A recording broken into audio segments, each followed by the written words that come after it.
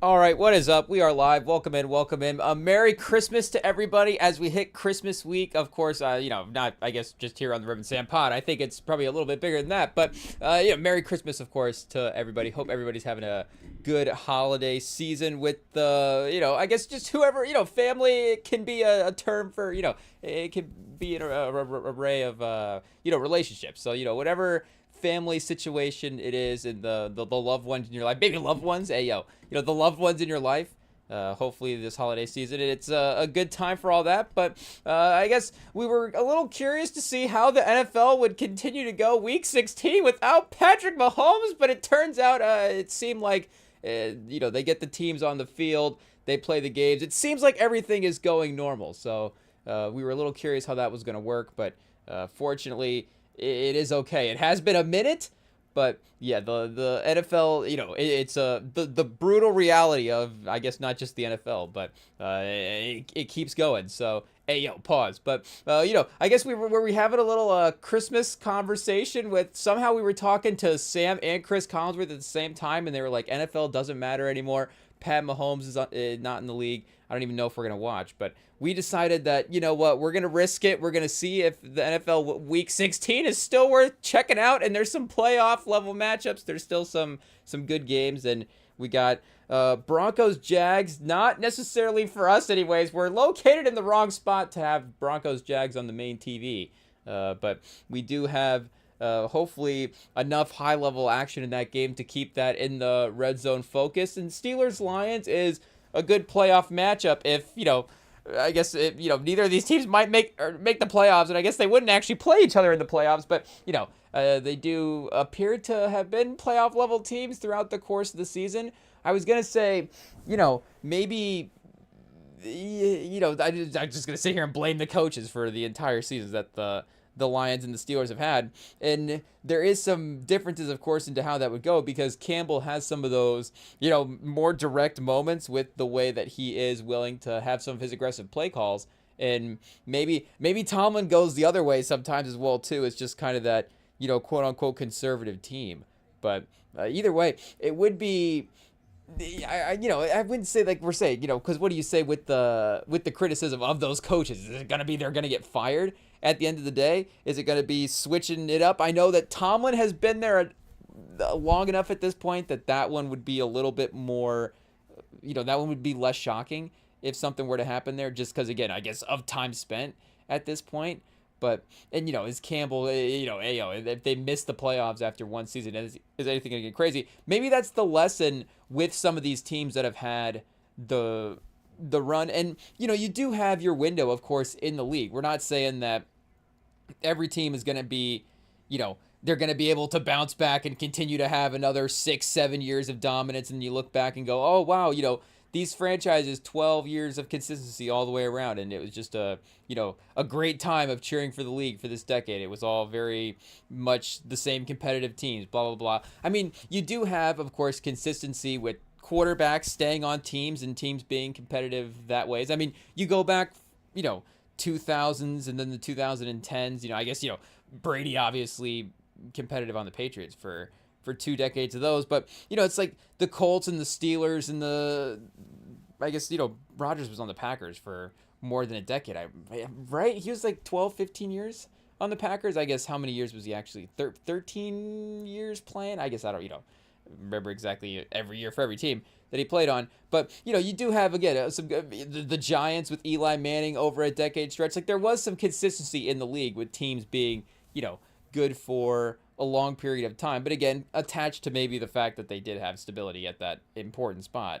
And I guess the Lions do more so with Goff as well than the Steelers do with, Rodgers, just in terms of at least, the next handful of years, at least, again, is Goff is the quarterback in 2030 for the Lions? That would be a little bit of a hot take to maybe see that he would be at the peak of his powers in 2030, still quarterbacking the team. But could he get them to the 2030s, with a consistent level of regular season play? I think that could be somewhat realistic as well. But the fact that, again, neither of these teams have made the playoffs, maybe there is that changing factor of the league. And like I'm saying, not everybody is going to bounce back. But I guess the point being made is maybe just at least give it one more season. Don't be too risky going into the off season. I know that, and maybe we're not sitting here saying if there's a definite upgrade. I guess at some point you have to take that. But I guess, hey, yo, from a head coaching standpoint, from a player talent standpoint, but if you're looking around the landscape, I don't necessarily think of a name, and that's where, I mean, the Steelers have been with the Tomlin case, I guess, for the last 20 years. They're looking around going, I guess we might not get anybody better than Tomlin. I don't know. I was going to say, I guess James Franklin's already at, Virginia Tech. You get fired from Penn State, and then you go be the Steelers coach. I don't know if that's exactly the direct path, but I don't know. What would make them move on, or what type of name would they be looking at? Would it be an interstate guy in the college realm? Would it be just an assistant around the league as well too? But there wouldn't be anybody that really jumps out in a major way as a definite upgrade at this point from Tomlin. Actually, now that I think about it, there was a post. I think it probably was the Ringer that posted on it was like an assistant coach rankings for the NFL. Let me see if I can find it here. Hopefully we saved it and we can look this up, because I'm assuming that would correlate pretty nicely. I mean, I guess we could probably look it up either way, but if we didn't save it, but I'm assuming that would be a good way to, again, assume the names of who would be in the cycle for head coaching candidacy. Or is it going to be another head coach from another team that, are you going to get Daboll to go to the Steelers? I mean, the move would have to be maybe to get, continue to upgrade the assistants in that type of way as well, too. I mean, you do have the former head coach in Arthur Smith being your play caller now. So maybe it's just upgrade the give Arthur Smith, a more franchise type quarterback, quote unquote. But even still, I think Arthur Smith versus Daboll, that'd be an interesting conversation for having for bringing in offensive coordinators. But let's see here. Best assistant coaches in the league. Because I want to say, the reason I remember it is because they had Saleh at number 1. Oh, here we go. ESPN, I guess. I'm assuming maybe a couple of websites probably did a ranking. Who knows? But okay. The Google's, I guess, burying the Ringer one, or it wasn't an article. It was just a post. But here, let's see what the ESPN one is just for the names. This would have been in the preseason as well too. So maybe the order is not totally correct. Is this just ranking all of the coaching staffs? Ranking all 32 coaching staffs. Hey, yo, okay, so they got the Giants at 32. Shout out, preseason. I don't know if we would have had Daboll the lowest, but did that age well? He was and as well too. Again, time spent. A couple of seasons there, not necessarily working out. You kind of knew where that was trending, but I don't know if he's a guy. Maybe he has to go back to Daboll to college. He's a name that Daboll to Michigan. Hey, yo, I don't know if that's gonna happen, but I guess in DeBoer now won a college game he won a fairly convincing college football playoff game. So, we got to give him some credit there. It's definitely that next level of, okay, what if they're not, Alabama fans, it's never going to be enough. Of course, literally the national title is the expectation. And I guess, shout out. It's a good thing that they're able to have that expectation. It is what it is. As much as Michigan fans, we would like to say that, yes, we expect, quote unquote, to be in the national title every year. I mean, we don't actually expect to win the national title every year. I think we could see versions of teams that, like, oh, could this team have a back-to-back run or something like that? I mean, yeah, that's very possible. But, I mean, again, if Michigan has a crazy successful, if Harbaugh had stayed and then McCarthy, and he had this season that maybe Moore had, after he left and then bounced back and all the different stuff, you're going to give him that. It's be like, okay, it's fine. He got us a national title. And yes, obviously you don't want to get a habit of some losing seasons. I guess he did have one. The COVID year was not great. Again, it was more so the COVID year than the fact that he was a national title head coach that saved him. And, he was a good head coach. That's why we didn't fire him during the COVID year. But, it did work out as well, too. We're not saying that it didn't. But, I guess either way, we're saying that I guess Daboll doesn't have to go to Alabama now. But if we're going back and, DeBoer had lost a playoff game, Cignetti to Bama, then DeBoer back to Indiana, and then Daboll to Bama, and then it's perfect. and then everybody's happy. I guess maybe except for the Bama fans at that point. But they did have Liam Cohen at 31. So again, it's preseason. Where are we gonna sit here and say that? You've never seen Liam Cohen as a head coach in the Jaguars at that point. The roster wasn't necessarily jumping off the page. It's playing well, obviously, right now in a very good battle with the Broncos. And he's gotten a lot better play out of Trevor Lawrence the last couple of weeks than some of the other coaches have been able to over the past couple of years. But I mean, again, shout out to Liam Cohen for being able to up his name value in terms of where we would rank him. Now, they had the Jets at 28. I mean, I still believe that Aaron Glenn is a good coach. I guess I still want to believe that Aaron Glenn's a good head coach. I mean, this Jets situation, I mean, if anything, they proved today that, and again, this is not necessarily a great endorsement of our guy after, trying to defend him, but it's unfortunate they did prove today that is probably the worst situation in the NFL. Honestly, the two like bleakest, and I still don't know if maybe bleak is the right. Well, I guess the second team that we're gonna say it's a bleak situation for at least this season. But again, I don't. If that's not 100% the correct term, I guess we're still workshopping it. But the two like just most depressing-ish vibes for the teams right now, for the way the seasons have played out, are the Jets and the Chiefs. And I maybe am missing an NFC team. I was like, wait a second, did I say the East? Am I in the NBA mindset? But the NFC team probably would have been the Saints. And, they had a pretty convincing win today against the Jets, which is why I'm saying that. Of course, it happened that way, or why their vibes are that way. And then the Chiefs, again, in the AFC, the other team you would have said that would have been, just in terms of a win-loss record this year in that way, would have been the Titans. I guess the Raiders, probably the Raiders as well, too. But even the Giants, you've got Jackson Dart having some high-level moments. I get the injuries have been, really depressing, but I guess what's new in that stadium? If anything, I guess probably nothing's gonna change. It is what it is. But you draft a whole core of guys, and then you get them hurt because you can't fix your field. It is what it is. But I guess, do we have to go back and check, did all the Giants guys get hurt on the Giants field? But if Giants players get hurt, do we just chalk it up to the fact that they have to play on the field a lot more than the other people? But I'm sure that hot take. If you're able to get hurt more often on a field, I'm sure playing on that field more often is not, just helping your injuries durability in general, over the course of the year. And, Cincinnati as well, too, with Burrow getting hurt. I mean, Burrow contemplating retirement is probably not great vibes for their team. So maybe it is also just, again, sort of our closer connection to the Kansas City team, the connection to Pat Mahomes as a player. But I don't know.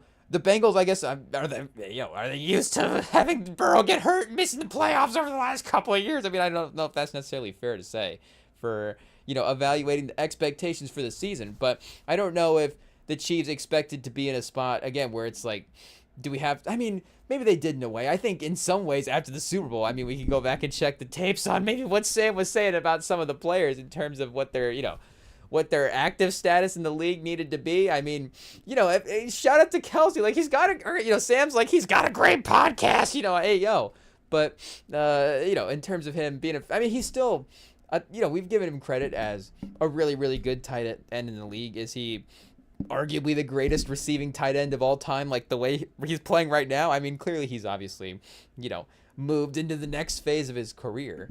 But just, in terms of where they thought they were going to be at the end of the year, or with them maybe even just getting that conference championship streak still maintained, and Pat Mahomes winning a couple playoff games. But no, and not only that, and I guess the fact that that's going to compromise a lot of next year as well too. So again, I know in terms of how many games Mahomes is injured directly for this season, but if we're giving him a little bit of empathy for 20, I guess I don't know how much empathy they get, again, for 7 years and 3 Super Bowls, 8 years and 3 Super Bowls. If we had told Mahomes, or if we told, if we had told Mahomes anything in 2017, would he have called in? Is that why? But, if we had told Sam in like 2017, I guess if we had, randomly run into Sam before we had known him at that point, and we're like, oh, hey, you're a Chiefs fan.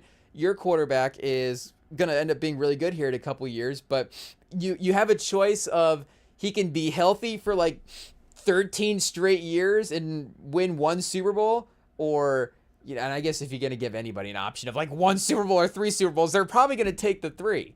But if it's like, okay, you have this scenario and he's healthy, or he could have this scenario and he wins 3 Super Bowls, but he tears his ACL at the end of the 7th season and misses a lot of the 8th. If you're telling Sam that, or a Chiefs fan that 7-8 years ago, you know what? You're probably gonna be winning 3 Super Bowls. It is what it is. Shout out to Pat Mahomes ACL, and then you get to the moment now, and like I'm saying, it is. So I guess, can we say it's depressing if we're looking, again at that bigger picture, because this is the landing strip. I was gonna say the runway, but I guess that would be the takeout. I guess, do you land on the runway? So maybe it's all the same, but in terms of, it is the tail end of a dynasty run. So I guess, if we're talking about the Jets season being depressing, it's the tail end of a depressing run. So, it's how depressing can the end of a dynasty be? Again, I guess, hey, maybe it depends on the dynasty. Maybe we tread lightly, I guess, if we look bigger picture. But if we're talking about football and just a team winning, you've definitely got to focus on the fact that you had a lot of successful seasons as well too. And rules have obviously been made up about how much you can complain about your team winning, after they've started losing, after they've won, if that makes sense. But regardless, if you're in that first season, as it's happening, as the fall off is happening, it's going to be a little bit difficult to manage, a little bit of a bummer, I'm sure. But yeah, just with how, I guess, like I said, your quarterback's hurt. You've you've now realized officially that you've missed the playoffs. If you didn't know that going into the game last week, or even after the game last week, now you've gotten all the updates. I'm sure you've seen on social media. I'm sure all the Chiefs fans have logged on to Instagram, and are Chiefs players still on Facebook? There might actually be a couple of Chiefs players on, a lot of Chiefs players on Facebook. I don't know, but maybe it's still on a couple other social sites. But they might be logging on, and amongst a couple other posts that these guys are looking at, they're also seeing the fact they've been eliminated from the playoffs, so they're probably all up to date on the status as well too. That might be, we have been giving Andy, I guess, pause. Hey, we have been not necessarily like sitting here being critical of Andy Reid this year. Again, the man just had a great run as maybe the best head coach in the league I guess he was the best head coach in the league for the last 8 years. So, are we going to complain about him for having one bad season? But the fact that he had players on the team that didn't know what the situation was after the game, again, I guess the individuals are going to have to take responsibility for that at the end of the day. Like, does the teacher, but isn't that the thing, like, what does the teacher get blamed if the kids don't pass the test? Like, is there a correlation there? I don't, now we're, we didn't mean for teachers to be catching strays. Hey, shout out to the teachers, but if we're applying similar principles, I don't know if there's correlations there. There's obviously going to be case by case scenarios where you're like, yeah, you know what, the kid's probably not going to pass the test. It is what it is. But there is also scenarios as well too where you're like, maybe you've got to be, a little bit better at actually keeping everybody informed at what is going to be on the test. Maybe you actually should know, like, do we have to quiz everybody? Hey guys, we know that this is actually, we get eliminated if we lose this game, right? We have to win every game. Like, even if we win every game at this point, we're not even guaranteed to make the playoffs. We still have to get some help from these other teams. And I don't even know if we go back and look at those scenarios, how they're progressing for that help as well too. Because I know the Chargers had another good win as well today. So I know maybe them losing some games would be a part of that. I think the Colts were one of the teams that they needed to lose. So I think, if anything, our Christmas present to Sam would be the Colts losing some games and getting the Chiefs back into the playoffs. But I guess, unfortunately, did we write the wrong thing down? We didn't mean to write down Pat Mahomes' ACL injury. Hey, that was not on the list. That's for sure.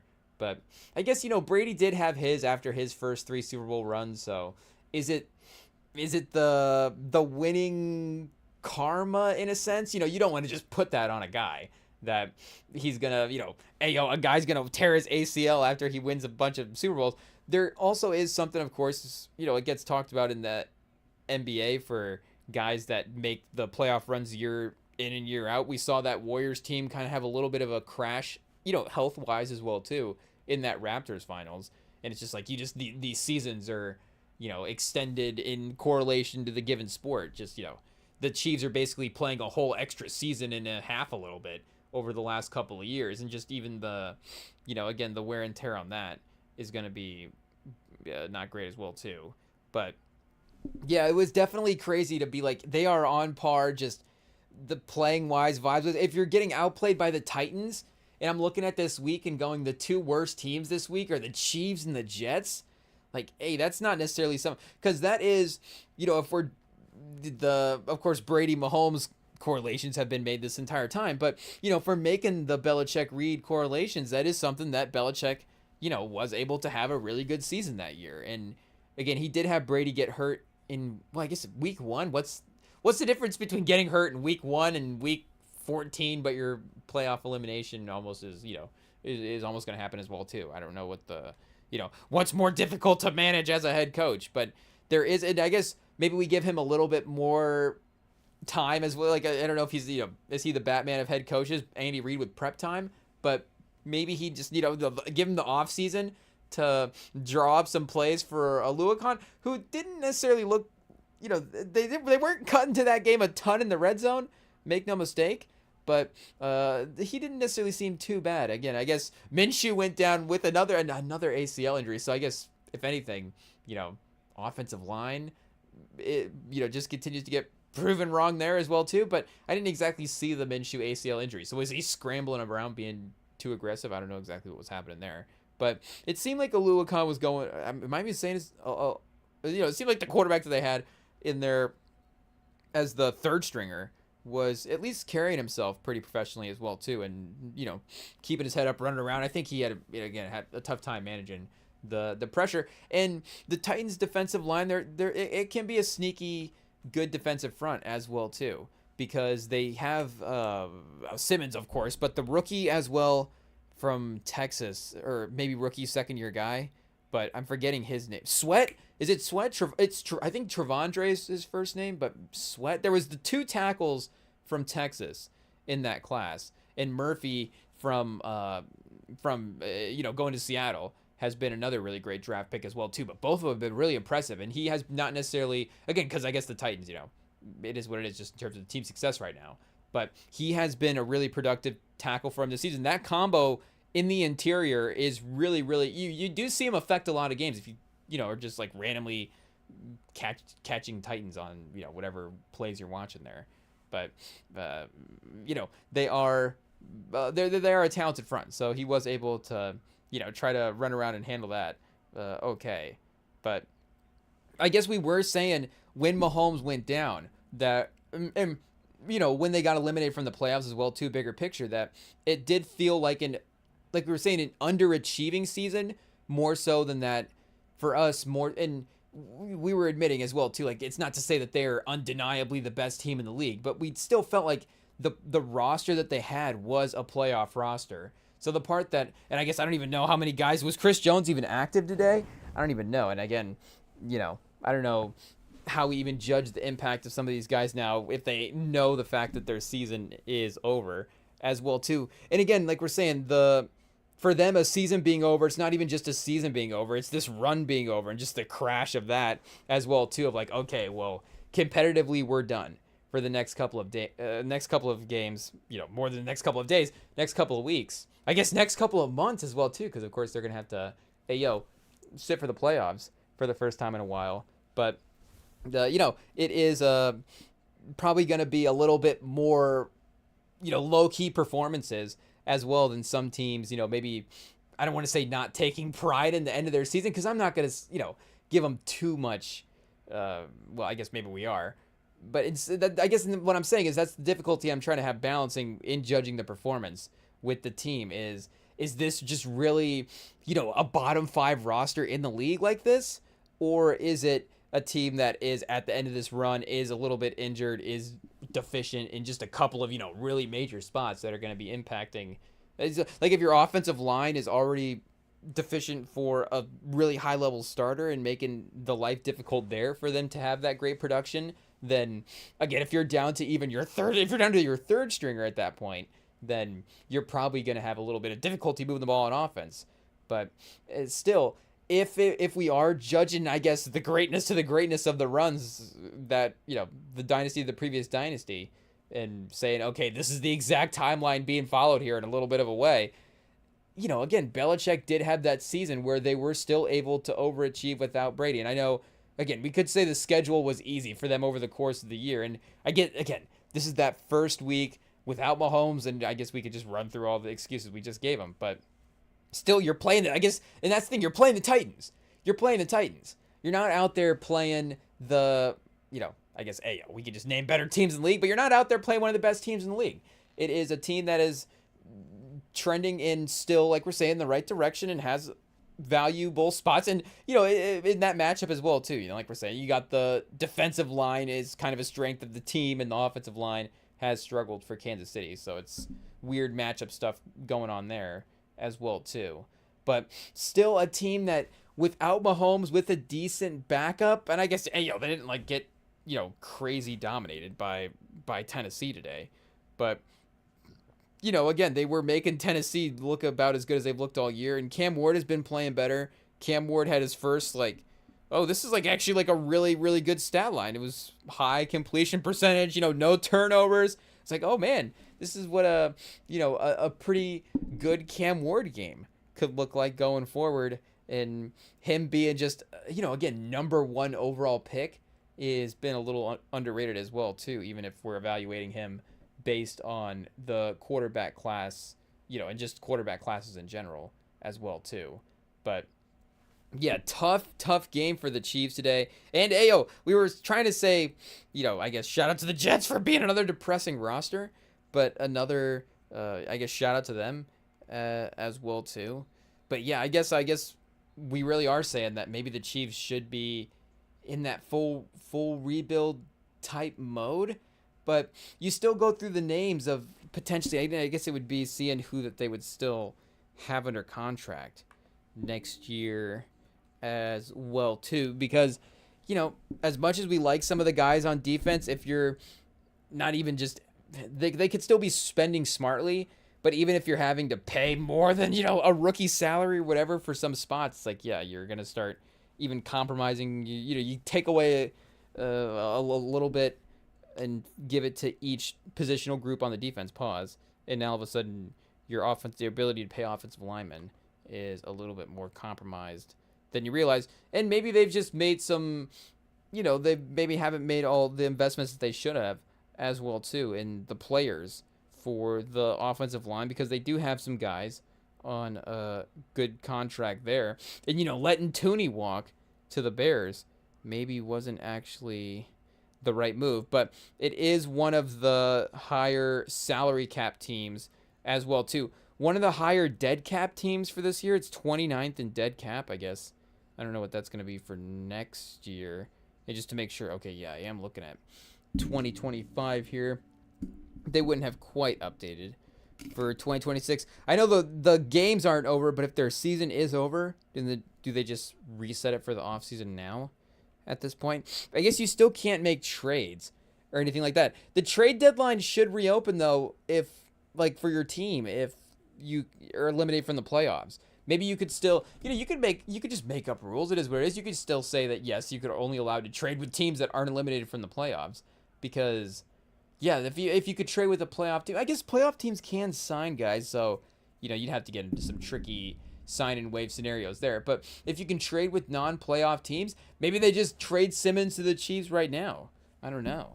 But and Karlaftis, are you going to have to pay Karlaftis? Oh no, he's a free agent in 3031. Whoa, that's really taking the Mahomes contract to another level there. 2031. So I guess his cap hit is a little bit lower. I guess we have to process all the cap numbers for the NFL a little bit different than the NBA. Chris Jones, $71 million in dead cap this year. Trey Smith, 46. Creed Humphrey, 35. Jawan Taylor, 34. So again, they have invested in their offensive line, and Creed Humphrey is still a guy that I think you would want to keep around for a while. We got Chris Jones is a free agent, and okay, so he'll be there for one more year as well too. Though we'll definitely be running that back. He is got a $44 million cap hit, $64 million in dead cap next year, and then it goes to a $19.5 million dead cap situation in 2027. So I guess 20 million on the cap wouldn't be great, but would be a lot less than 64. And yeah, 71 this year is lock it in. So they will be running back Chris Jones. Mahomes again, I guess maybe won't be healthy, but does that become a trade possibility there as well too? I don't know. We'll have to see. That would be, I guess, the reset factor for the team. So you start thinking, yeah, trade Chris Jones. Hey, you start telling Kelsey that you'll help invest in New Heights. You'll build New Heights a studio. We'll get you a nice studio. You can bring in guests. We'll really help up the production value of the whole situation. Maybe you promise. Do you have to promise like a Taylor Swift concert? Hey, in the stadium at some point. I guess I don't know if the Chiefs. I'm assuming the Chiefs would own the stadium, right? So maybe they could give a couple of I guess a discount on a Swift concert. Hey, I'm sure she wouldn't need the discount, but I'm sure they would probably just love to have the concert either way. But you get a couple of those booked, and then help out with the New Heights studio, and then you trade Chris Jones and Jawan Taylor as well too. He does have, I guess, $34 million cap hit this year. So again, he was gonna finish out the season 2027 free agent. So that at least you're one more year max there as well too. But if it loads, we can see what his cap hit is. Maybe they will be going in a different direction in the off season. Anyways, he is $7 million. Yikes! $7 million. Yikes for Jawan Taylor, because he might be a free agent at the end of this year. He leads the league in false starts every year. I don't know if his advanced stats. We'd have to find an offensive line website to help break it down for us. Sometimes his PFF grade is still okay, but I guess we haven't necessarily checked it for this year, so I don't know if we want to dive into that. But I don't know if it's one of those things. Okay, if he's not getting a false start and if he's actually just playing a normal snap, then it's okay. But sometimes eye test wise, it doesn't necessarily always play out the same way as well too. But at $7 million, I would imagine that they would try to take the flexibility there, because otherwise, yeah, you're looking at $27 million cap hit as well too for keeping him around.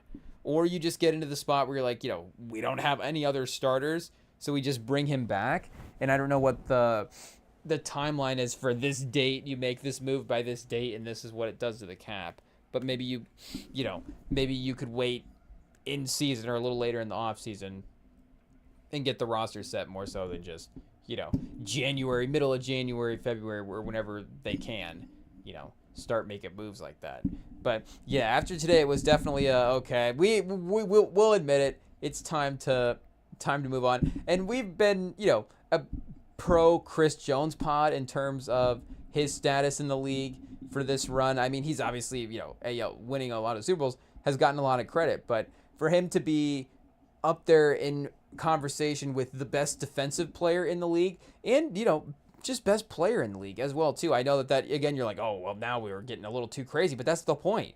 If you're thinking it's crazy to go back over the last couple of years and say that Chris Jones has an argument for, and I don't know, immediately start putting qualifiers on it, but when he's playing his best football, the best level of Chris Jones is, Chet, we got Michigan versus LaSalle on in the background. Michigan, number 2 in the nation, up by 30, but they just missed a pretty easy layup. I think he was trying to decide between a dunk and a layup, and he just basically just laid it right off the back of the rim. Pause. But still up 30.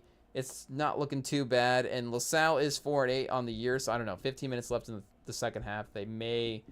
I guess we're not gonna jinx it. I don't know how far into the sentence you have to get to jinx it, but hopefully that's still within reason. I don't know, but yeah, for arguing for Chris Jones, like we're saying, we really tried to give him a lot of credit for his production over the last couple of years, and to see that be a core that has, just another like, they're not in conversation to have like a Spurs like run next year. And would they have, a run from 2007 to 2014, 15 of them being dominant again and consistently winning amongst the best regular season records, and then still being the most competitive teams in the playoffs and even winning a title and making a couple finals?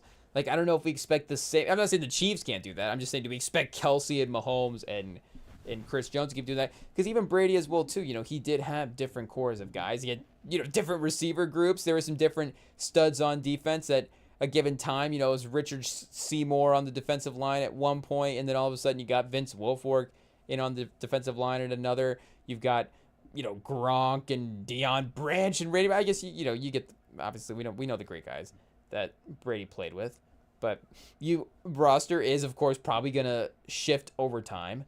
But for that to just be a pairing in a trio as long, or maybe even just a pairing, I don't know. But for him to continue to get that legacy credit, I guess, is maybe the other thing, would be something that we'd really like to see for him as a player. And not to say that for Chris Jones as well too, that he couldn't obviously get traded to a team that still could keep winning. I mean, if we're saying that he's this great impactful guy, then obviously he should be able to still impact the team that he's traded to. Maybe that's like, okay, well, why would the Chiefs want to trade him? But like we're saying, there's some salary cap stuff for maybe how they're able to operate, but they're also, and it's just also for the NFL, maybe a little more how you're willing to spend, more so than the NBA right now, because of the NBA having stricter apron rules. But yeah, it might be time. It might be time. It is what it is. Because the Jets already traded, they traded their Chris Jones, Quinn Williams. He's out of there. And that's not even crazy to say. He is their Chris Jones. Like, he has been also in conversation. I mean, defensive tackle's been really, really good over the last couple of years. Between Chris Jones and Quinn Williams and Dexter Lawrence and, I know we're leaving guys out at this point. Fletcher Cox. Now we can just get it. If you're going to say, I guess now we're not going to get disrespectful and say, Fletcher Cox can't be the best player in the NFL. But I don't know. I think a little bit. I think Pete Chris Jones is a little bit more athletic, a little bit more explosive, and just a little bit more versatile than Fletcher Cox. But again, he is obviously one of the great, kind of line him up anywhere, defensive linemen as well too. But Chris Jones is, at the peak of his powers, a menace. So obviously 31 now. I guess, into his, Reggie White, Bruce Smith, he can still have a good run here. But maybe there is a smarter way to build the team. I don't know. But yeah, they are, obviously going to have a little bit of time to wait, because it'll all be built around Mahomes being back either way. But it will be interesting to see what the level of play and competitiveness is for the team, obviously, under Reed, while Mahomes is injured. Because one of the things in one of the games on right now is Cardinals-Falcons. Again, just if we're just making a real hot take judgment of the week for these teams, in, I guess the Cardinals at this point, maybe they're a little healthier than the Chiefs. So I don't know if it's fair to say that they're playing better than the Chiefs. Maybe they are just better than the Chiefs. If we're just basically talking about this week, Luakon versus Brissett, I'm sure the Chiefs would love to. Honestly, like what Chiefs fan would not love to have Brissett for next season, especially again with the way he's played for Arizona right now. I don't know. Maybe is speaking of saving money for the Chiefs. Is that the move? Kyler Murray? Can you get Kyler Murray in a salary saving move? I don't know if that's even possible, but you would, if we're ranking teams, have this Cardinals team ranked a little bit higher, and they're, like we're saying, maybe healthier right now, but I don't know if they're still overall a lot better than even Kansas City is right now, and they are just playing with a little bit more pride and confidence at the end of the year. And that is a team that has also, been eliminated from playoff contention, is not necessarily have any, immediate stakes for the games that they're in. But you do see them still going out there and giving a really, really great effort. And Brissett, as well too, has to, I guess, get a little bit of credit for that, for just being a professional quarterback week to week and still bring a consistent level of play. But Gannon as well too, just being able to get this team rallied up and get the guys, and like we're saying, the guys obviously, being able to motivate and take themselves into pride. Like everybody everybody gets credit for it. But Gannon being able to get that kind of effort from the players is definitely very, very impressive. And he is a guy that his stock as a head coach has only, continued to go up. It hasn't necessarily, the Kevin O'Connell skyrocket. Is it going crazy in coach of the year conversations, after one season or whatever? Basically, the quarterback guru of the league, is there a quarterback he can't fix, I guess? Maybe we get into that. But, with what Gannon has been able to produce with these rosters, and again, as good as Brissett has been, now the disrespect balance here, chat. We tried lately, but it's still Brissett at the end of the day. And I guess we could say, what if Gannon had Kyler Murray? But I don't even know if that, at this point, as it's starting to look like, would be a crazy solution for the team as well, too. I mean, speaking of quarterback moves, again, there's a reason we're joking about, could he save the Chiefs, I guess. And the problem is because of if it was the NBA, the problem would be, of course, you would have to trade Mahomes for Kyler Murray to try to get a quarterback for next year. But maybe there would be a way to get Kyler Murray and Pat Mahomes again. Crazy enough that, and I don't even think Chiefs fans would. Chiefs fans would rather have Brissett, not even on a trade value thing.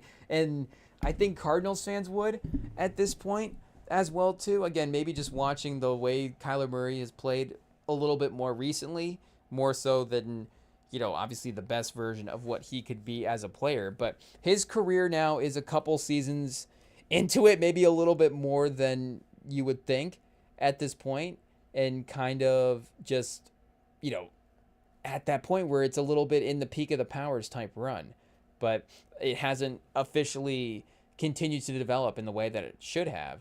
But even with just, again, a guy that is able to go out and have consistent production every week, and, I don't want to just put it as simply as, give it their best shot, because I'm not saying that Kyler is not doing that. That's not necessarily fair to him.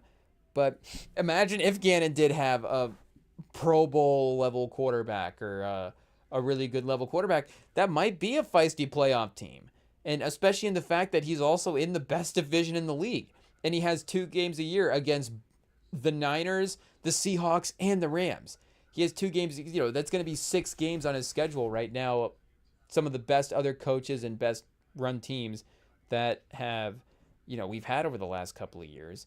And his roster, even the fact that it still isn't really having that much to play for, they are still a pretty, and I'm looking at the record right now. It is actually shocking that they're 3-11 this year. And maybe it's, we go back, Gannon, 2-minute head coach, then, that gets into a different thing of, if they get to that winning level, then maybe, there are questions that would arise. I don't know. But, if we're ranking the coaches, the fire in your gut rankings, that might be a pause. But Gannon might actually be up there. He might actually be up there. And I guess that's the other funny thing as well, too, is it's actually maybe the motivational factor of it. It's not necessarily a team that you would say would jump off in terms of schematics. Maybe defensively they're running some more stuff that's, more advanced than we would be able to tell. I guess, offensively we wouldn't really be able to tell as well, too, but we would be more likely to be able to tell offensively than defensively. But, in Philly, he wasn't necessarily the most crazy X's and O's head coach there as well, too. So if he's bringing a lot of that simplistic but, kind of trust your guys type of coaching mentality to the defensive side of things and even to the offensive side of things, but still actually able to get these guys motivated and get these guys playing well, then, you got to continue to give him credit for what he's been doing this year as well, too. But like I'm saying, that roster does seem to be playing better and does have better vibes, even at 3-11, than Kansas City right now. And their record isn't necessarily too far off, I guess, in general at this point. They'll lose the next couple of games and continue to have that drop down pause. But let's see. They've just erased the final, I guess. For me, it's been okay. So yeah, 6-9, 6-10, 6 and I guess however many 6. 11-6 will be their record. Are they not winning a game at this point? With their third stringer, it'd be difficult if they can't get past Cam Ward in the Titans. It's probably not going to happen against anybody else. I guess you do have to go into Tennessee, and Tennessee got 10 in the fourth Oh, I didn't even realize that, chat. Hey, yo. So they did kind of have a decent game against them in terms of the score as well, too. 26-9? Oh, no. Do we just go as simply as who were the lowest scoring teams this week? Because they were, again, at 9. The Jets were at 6. And then, the game's in progress right now. The Steelers and the Lions both at 3 in the second quarter. Raiders at 7. So the Raiders at 7, if they don't score any more points, I guess they would be third, and then you would have the Chiefs the Chiefs at third, and then the Raiders at second at that point. And the Raiders, they probably will lose this game even if they score more than 7, but they will be 2-12 after today. But the Browns, I don't know if Shador is, totally like saving the franchise hopes at this point, but I don't know if there is at least a little like, okay, at least Shador is something. At least it seems like he can be a starter in the league. Again, is he going to be a franchise savior? Who knows? Are we going to be totally out of taking a quarterback in this draft class? Is that going to be something that we just don't evaluate because we have Shador? Again, we love Shador here, but I'm not saying you don't have to do your due diligence as a franchise. Hey, yo, the Falcons are getting ready to take the lead against the Cardinals. It is what it is. But, you're 3-11. I guess, what are we being competitive against a 5-win team? But yeah, they're in some of these games. We can go back and check the scores, I hope. I hope they've been feistier than as we're remembering. Ayo, pause. But yeah, you do have I would assume the Texas defense could definitely lock in here as well too. But we'll say the Raiders probably get a garbage time field goal. So again, maybe the Lions and Steelers both hold out at 3 as well too. Who knows? But you're potentially going to have the Chiefs as the second lowest scoring team of the league, the second, power ranked worst team of the week. Hey, yo. Unless Miami, I don't know, Miami, even like Quinn Ewers kind of had a okay stretch there. So I guess once these games started to get kind of crazy, then, they kind of fall off the red zone in a way, and the attention being paid is not going to be there all the same. And yeah, ended up with 2 picks, but 10 for 30, 260. That's not too bad. 2 picks again. It's his first start. Like, what's he gonna do? And we're not sitting here, and not to be disrespectful, throwing a ton of expectations at Quinn Ewers. So this was a little bit, this was like, okay, maybe he is a guy that should have been a first, second, third, I guess, okay, at that point, 4th round basically is what he was as a draft pick. But maybe he should have been. Oh, wait, was he lower than that? At the ESPN Flash for 7. He was a 7th round pick. Whoa. So, yeah, I mean, he's obviously, in college, he was probably a little bit better than that. In high school, he was recruiting as one of the top prospects. But maybe there is, with some of these teams, at least an option that they have. They're like, okay, we could see what Quinn Ewers could be for, half a season or something. We could continue to see what Shador Sanders could be for this Browns team. And now you have a little versatility. If you're looking at the draft, it's just like, oh man, Ruben Bain is a guy that we absolutely can't pass up on. And maybe Mendoza or maybe Dante Moore haven't quite. And again, the playoffs and all this stuff will continue to add to the projections. But hey, yo, if Ruben Bain keeps getting in these playoff games, then he's just going to keep locking in his status as the number 1 overall pick as well too. But it could definitely continue to change. Oh, and they've got Arvell Reese at number 1. Disrespectful, chat, to Ruben Bain. This is going to be as pro Ruben Bain pod as you can get. But I mean, Arvell Reese destroyed us in that game at the end of the season. So I mean, if anything, as much as we're going to be pro Ruben Bain, I mean, Arvell Reese has definitely had that performance where we're like the most scared of anybody in this draft because that was a terrifying game that he played against us. But yeah, Mendoza, could just rip through the playoffs here and then have another motivational conference, and all of a sudden you're just like, well, I guess we have to take Mendoza, or Moore does his thing in Oregon, and you're like, the talent is out of this world right there. Like, again, with the high level recruiting stuff, you're just like, he is continued to show that level of play that we thought he could get to. Or Ty Simpson, continues to elevate his status as well too through the playoffs. Who knows? But again, between Down, Bain, and I guess, reconsidering Arvell Reese as well too, those are 3 really, really impactful defensive players that you could bring in the draft. And that's going to be a interesting balance there, because you're going to have, again, as of right now in that top 5, the 2 quarterback names and then those 3 guys. And I feel like if we looked at draft boards across the nation, I feel like the 3 defenders are probably going to be higher ranked, but the quarterbacks might be even a little bit farther down the list than that top 5. That might just be, the necessity of the position as well too. But Mendoza on the Raiders with Pete Carroll, Dante Moore on the Browns. Like, would you rather have Dante Moore and Shedeur Sanders as your quarterback room, or would you rather have Shedeur Sanders in Ruben Bain? And then imagine the Browns with Myles Garrett, and then your move to build your team is to take defensive linemen in 2 straight first rounds.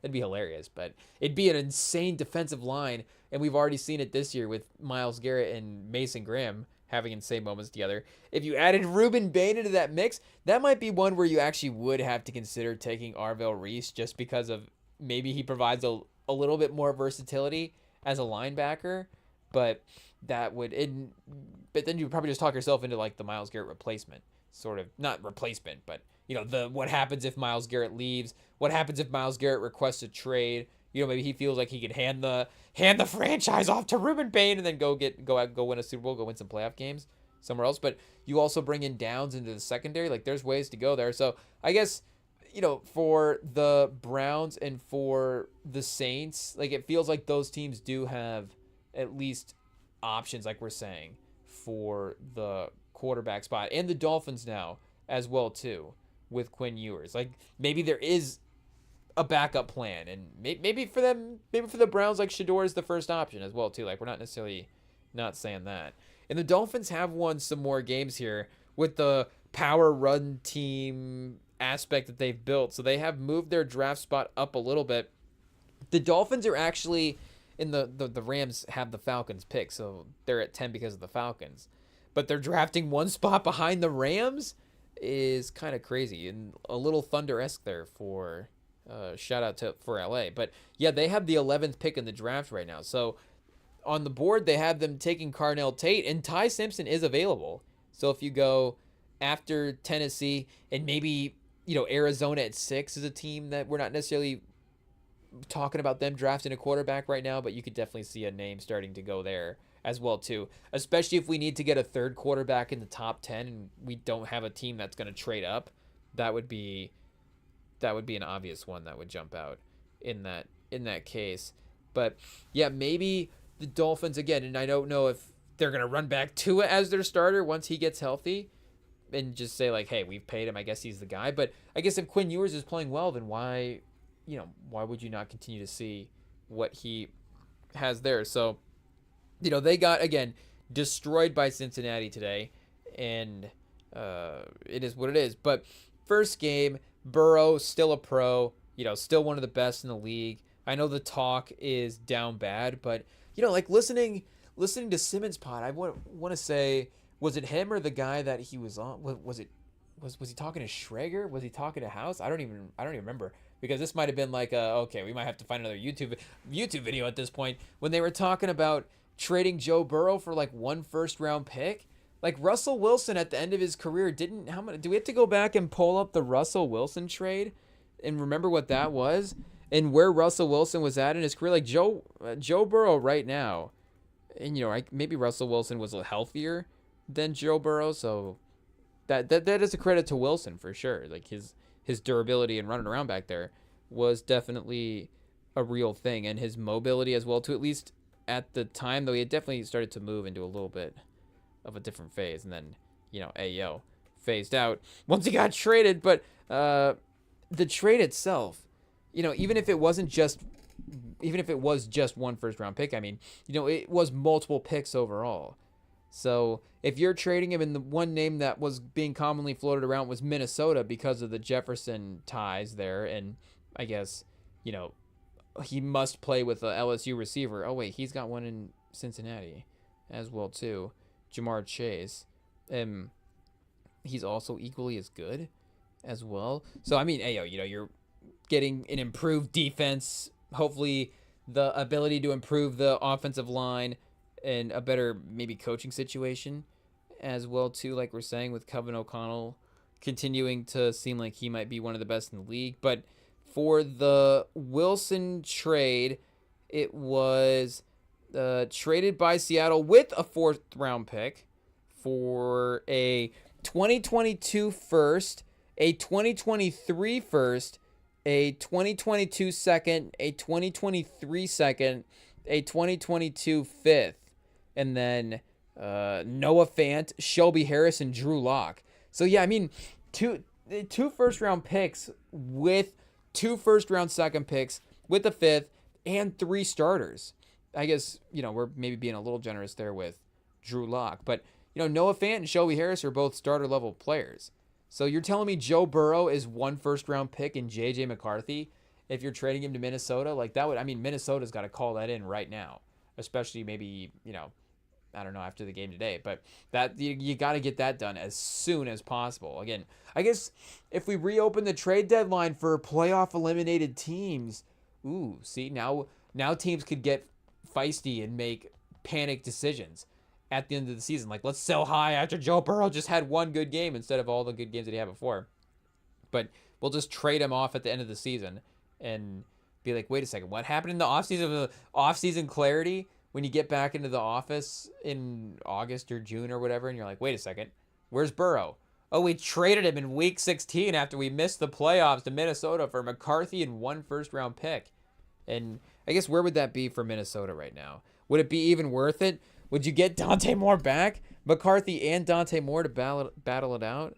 I don't know. I mean, the Bengals themselves have a higher pick than Minnesota, so they wouldn't even be upgrading their own draft potential. I guess they could trade up to number 1 with 9 and 14 and maybe even get a little something back as well, too. I don't know, but I guess Minnesota would have 14 as of right now. So Gerard McCoy from Tennessee is the pick, and Ty Simpson would be on the board as well, going number 18 right now to the Jets. So they would get their quarterback a little bit later via the Colts. Ooh, interesting. I think back in the day when the Colts traded a 1st round pick for Trent Richardson, oh man, the pick that they traded, I believe, ended up being the Johnny Manziel pick. So that would be a fun way to, I guess, and we like Ty Simpson as well too.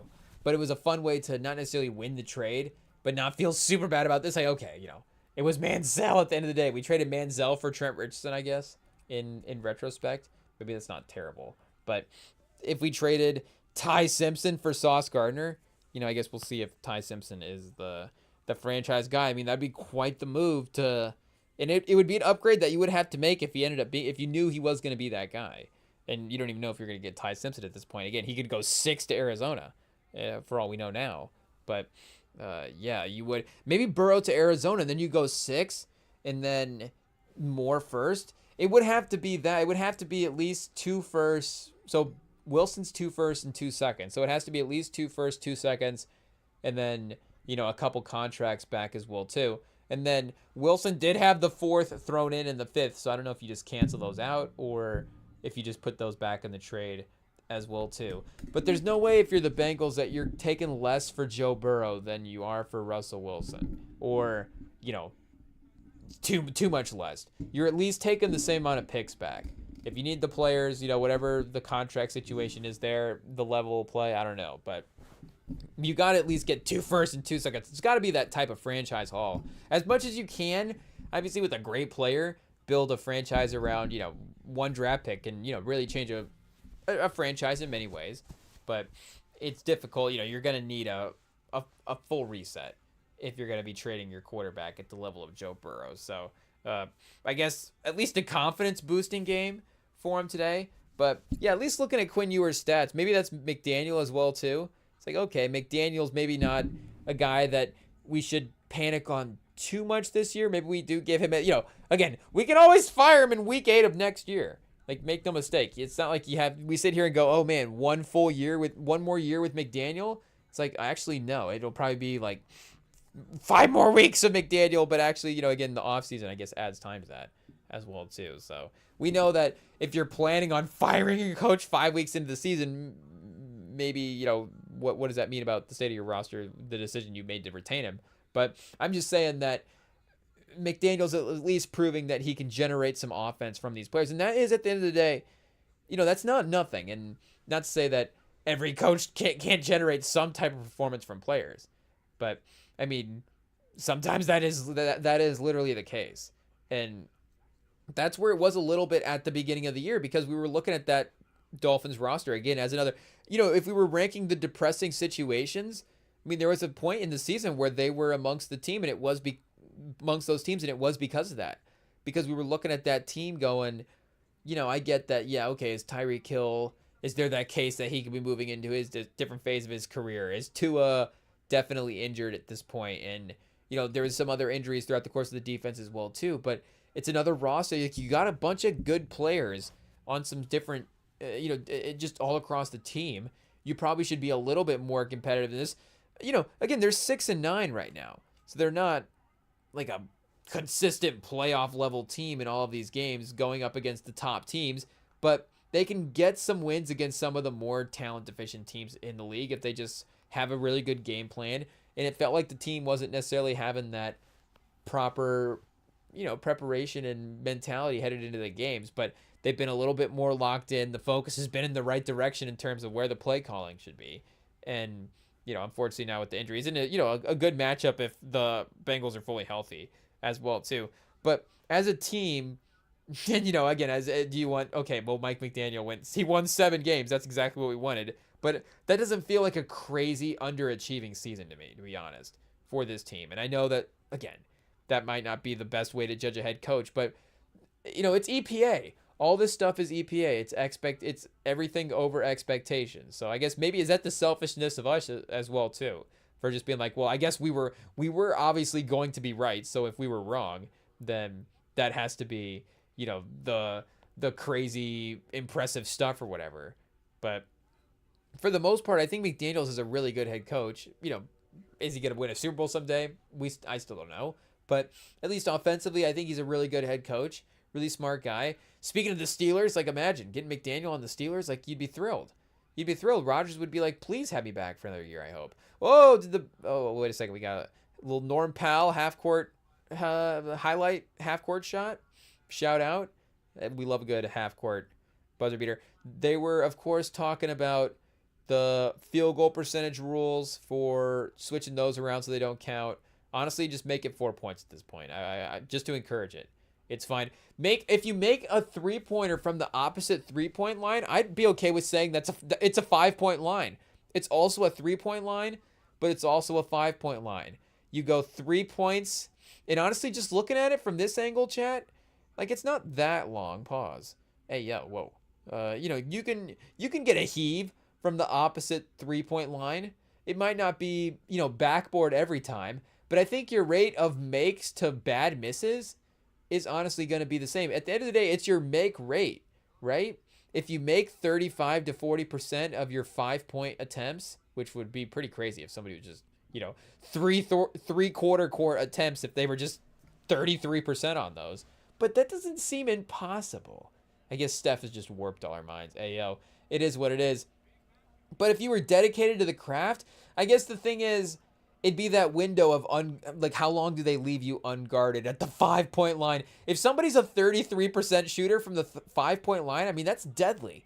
That is deadly. I mean, 36% from 3 is already enough where you have to probably be guarding him consistently. At least, well, I don't know. Maybe 36 is the guy. You're probably the guy you're leaving open. But 38% from 3 is deadly enough. So I'm imagining 34% from 5-point line is going to be pretty devastating if you leave him open. So if a guy for like 3 games establishes himself as maybe 4 or 5 games, establishes himself as a consistent 5, it's the 5x5.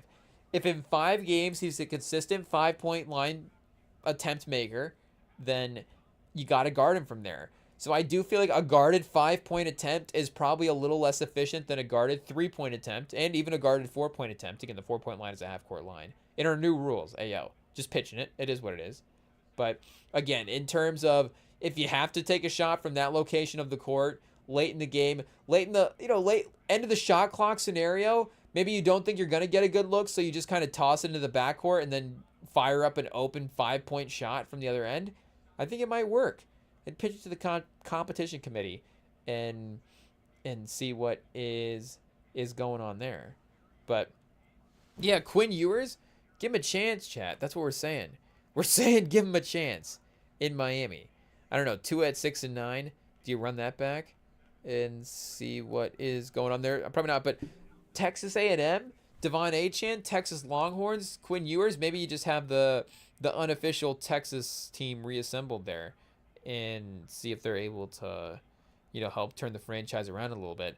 But there is, of course, more action, more games, more still, games in the late window as well, too. And we got a competitive late window. This Jags-Broncos game is the big playoff impactor at this point, or at least the big playoff test, we should say, more so. I mean, it will be impactful for seeding, but the big playoff test, and it has been a fun game.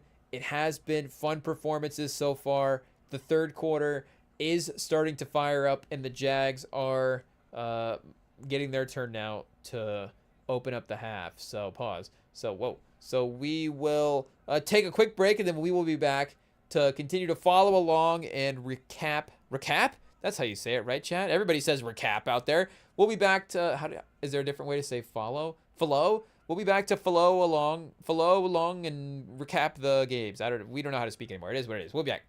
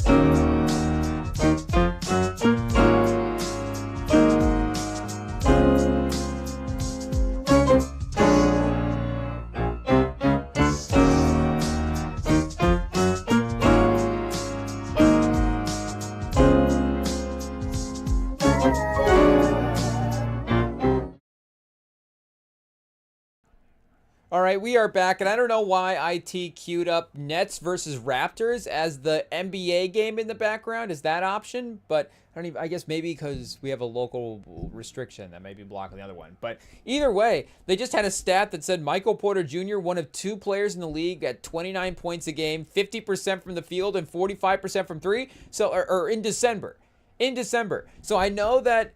I guess I double check the day. What day is it right now? The 21st. We are. I guess Christmas is this week, so we are a good ways into December at this point. Of course, the national or the local broadcast sometimes can be more specific in their stats than the national broadcast to try to up their players. Of course, but that one is realistic enough. You know, that doesn't quite cross into the Thaddeus Young, Larry Bird, Magic Johnson tier of stats where it's like, okay, Thaddeus Young is one of the 5 best basketball players of all time. I don't know if that's quite the case. I mean, it's a credit. It's still something for Thaddeus Young, though. It's not nothing. Like, I get you have to still sort the stats in like 7 different ways to figure out how to get all those legends in Thaddeus Young, but it's like if there is, you know, I'm not just saying it's a random player. Like, it is Thaddeus Young that is there.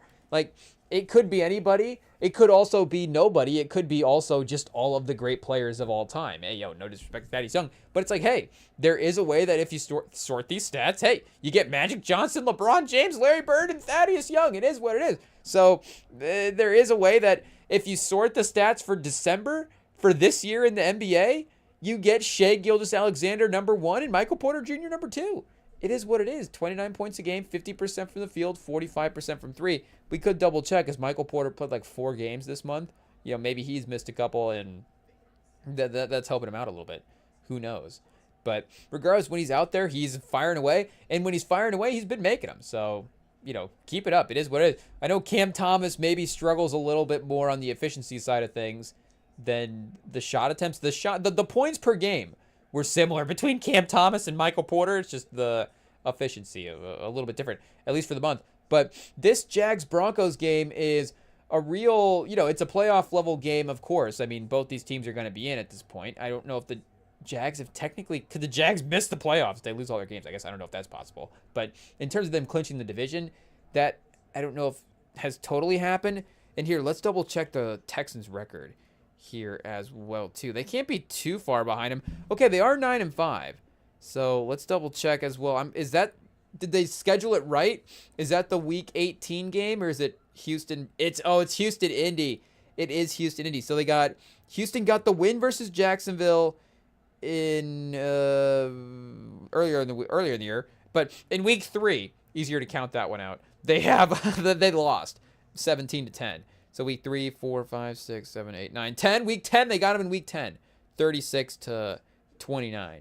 And if they win the next 2 here, and I guess Jacksonville does lose this game, you know, we could figure out what the tiebreaker scenarios are. I guess, like we're saying, there is the case that at least the AFC South title is a little bit in the balance at this point. But Lawrence runs it in first and goal. I mean, if anything, I think, you know, and we could say, you know, the Packers played well last week. The Packers are a little play to the competition team. So not to say that the Broncos are as well, too. So not to say that doesn't make the Broncos not a good team if they go in there and beat the Packers. Because it was also more about how they played and the fact that Bo Nix was playing a really clean game and a really high-level game last week. More so than, you know, having to save his dramatic the performance for the dramatic fourth quarter attempts. And all of a sudden now they're, you know, scrambling to make up a couple touchdowns and barely getting the win.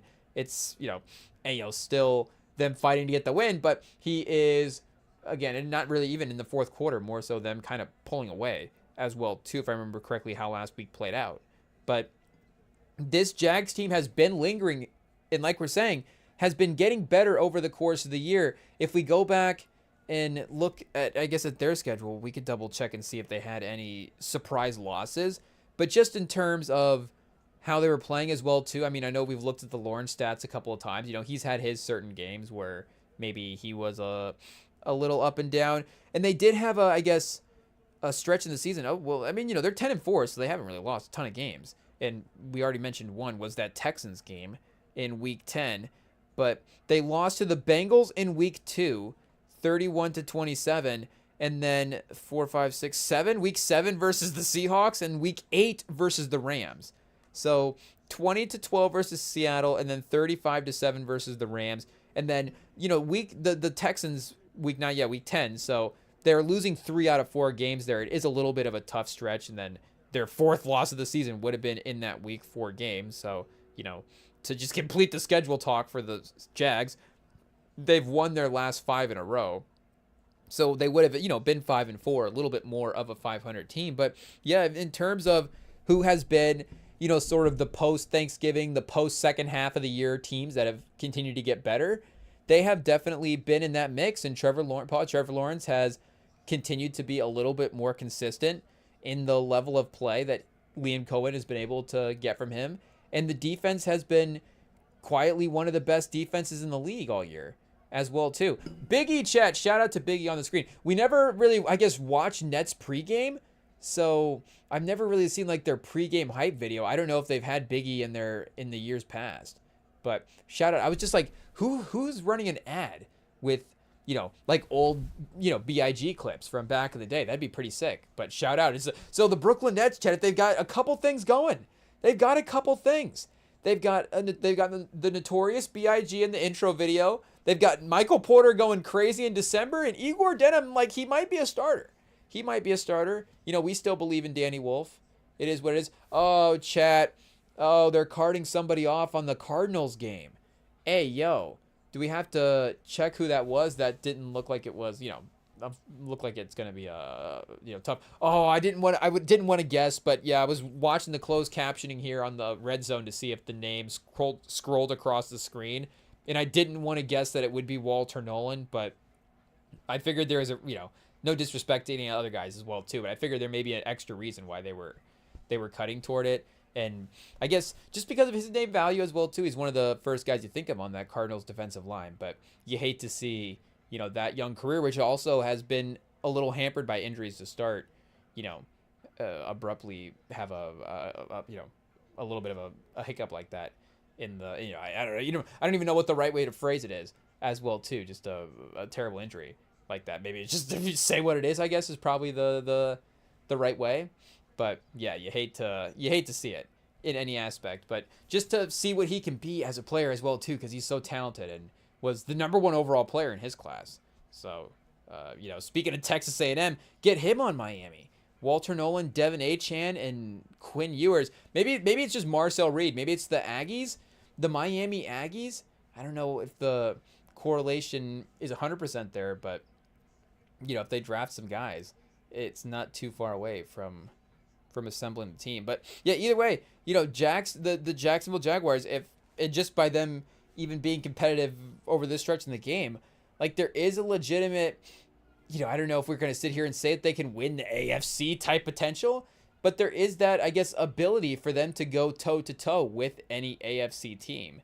And we were kind of saying that, watching Pittsburgh here, we were kind of saying that a little bit about the Steelers early in the year. It's like, if their defense was able to, create a scenario where there's some lower scoring games and Rodgers is able to hang in there and, put together a couple of drives, then maybe they are a feisty team. And I think Trevor Lawrence and the recipe is a little bit more than that, hopefully, in Jacksonville. But it is along those lines of the defense is going to, and, the Broncos offense is playing well here. It is, of course, even if it's a chaotic fourth quarter, it still ends up being overall, one of the better offenses in the league. But the turnover and playmaking ability that the Jags defense does have is real throughout the course of the game. I don't want to just throw out the fact that, trick play from Denver. Bo Nix fires down the field. Dramatic catch. Oh, did he drop it? Cortland Sutton. What a bummer. That would have been play of the year contender. Was Bo Nix starting out as a receiver and then got the pitch on like a reverse handoff situation and threw the pass down the field, but it was good coverage there, and Cortland Sutton had a good chance to make a jump ball, but I guess unfortunately didn't happen. But yeah, even if, again, the Jags maybe are giving up some drives over the course of the game, they do have one of those defense, like we're saying, that is the ability to create a turnover or get some sacks late in the game and just stop a drive at any point as well too, because of the playmakers that they have. So they're going to be a real tough team. I mean, the AFC is going to be tough this year.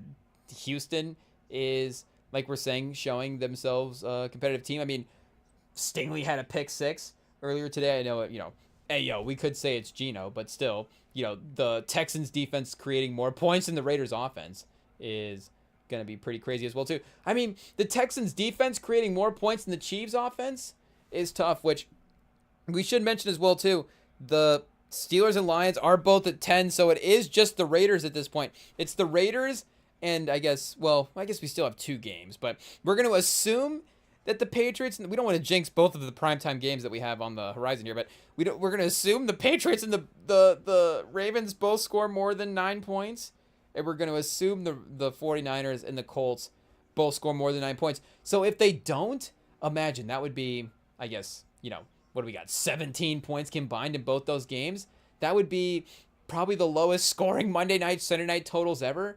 Oh, chat, you can see the stats on a First Take or on ESPN on Tuesday. Be like, what happened this weekend in prime time? The defenses, Drake May couldn't get it going. Lamar Jackson, nobody could score.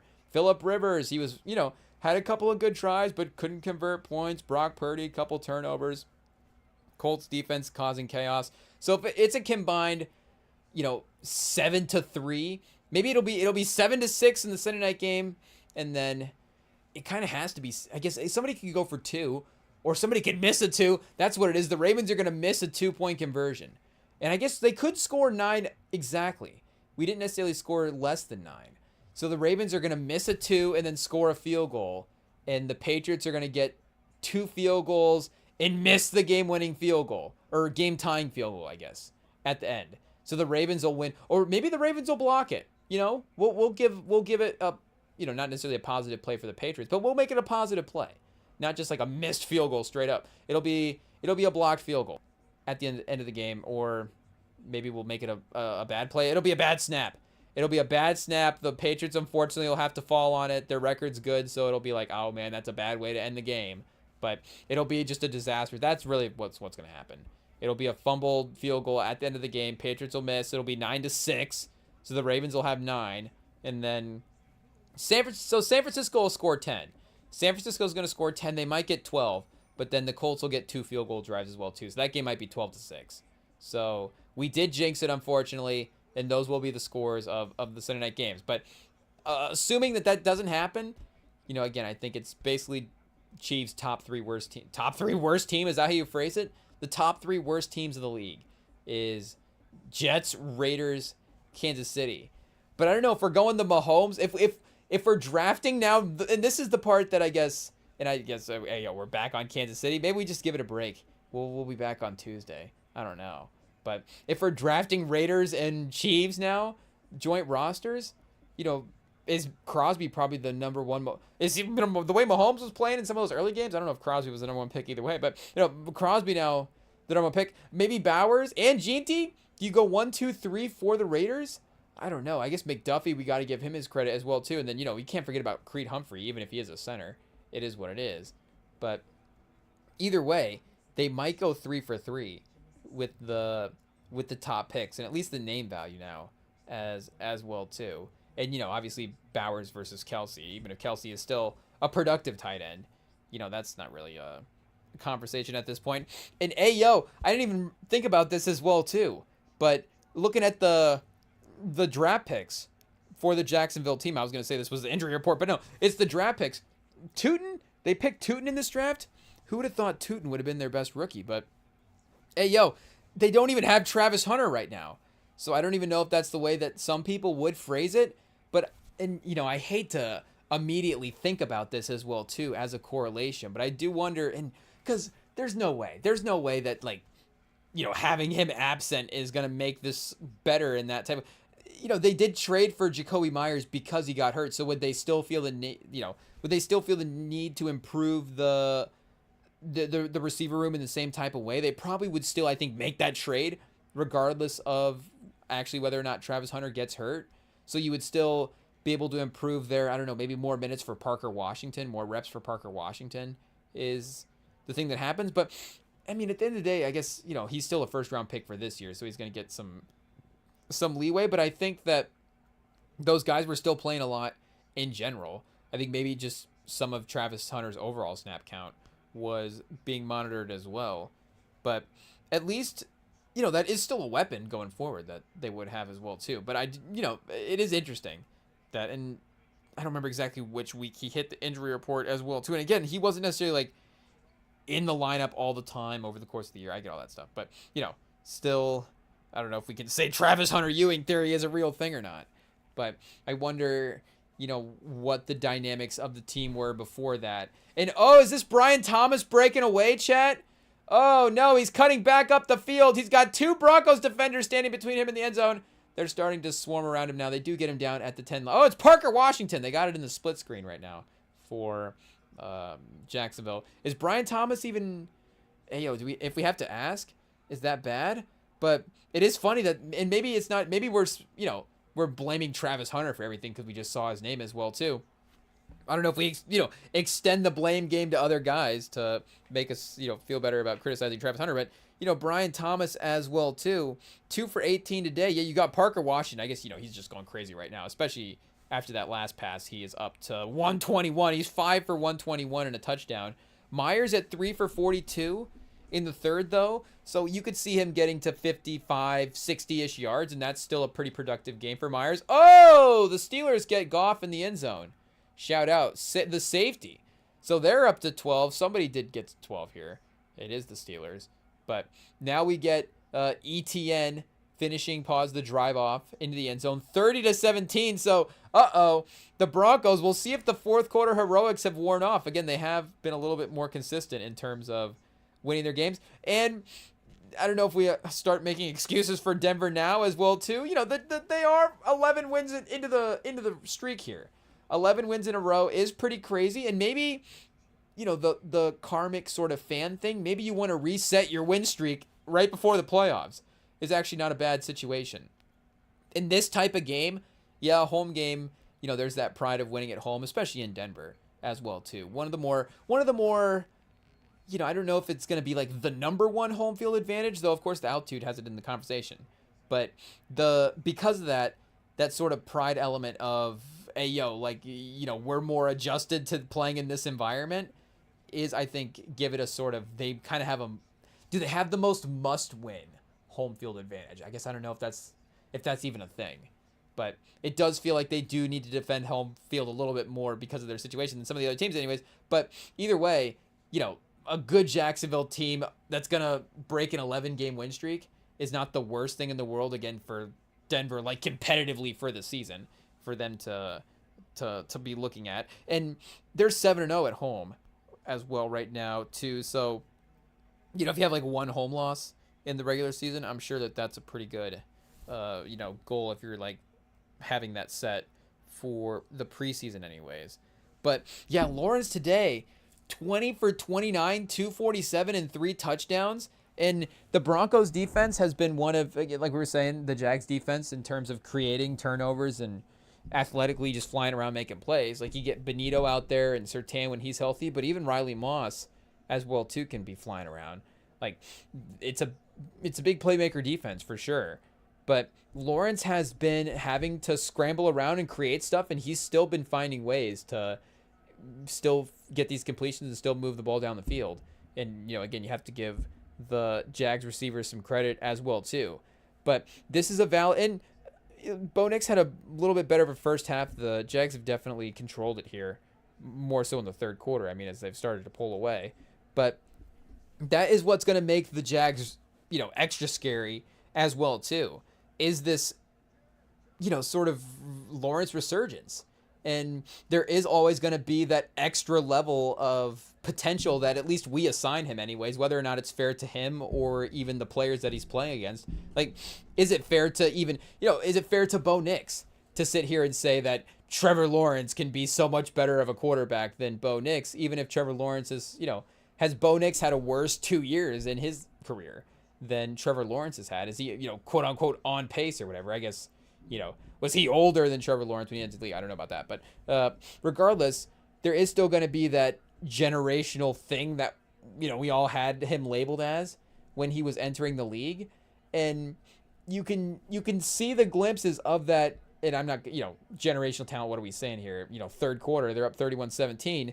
But whatever the skill set was, that, again, was putting him in that tier of guys in terms of a prospect, you can see the glimpses of that over the last couple of weeks. And like we're saying in this game, you can see, because I think the mobility factor, not to say that him like running, but him creating some of these plays was, out of the pocket and scrambling around, is something that he was doing a little bit more in college and maybe hasn't quite translated that stuff into the NFL in the same way. He's been at times maybe a little more careless with his throws down the field as well too. But he has definitely cleaned up some of that stuff. You can see sort of the accuracy and the zip, and again, just the size pause on him running around, and even the, do you say like a Josh Allen difficulty to tackle type of way, but there is a presence to him scrambling around as well too, that again is pretty noticeable.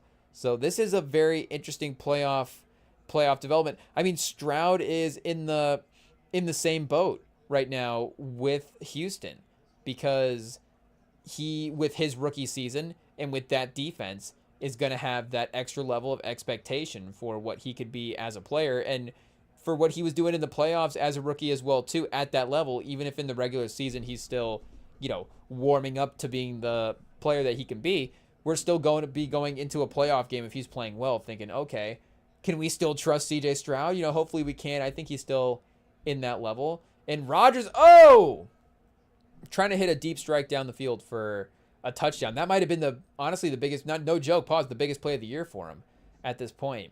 And I think he just overthrew him by, less than a foot. That was close. He had, Valdez-Scantling on the Steelers now. Hey, Chiefs might want him back. Had to lunge for it, and definitely, had a good opportunity to bring it in. But because of the dive, that's a tough attempt.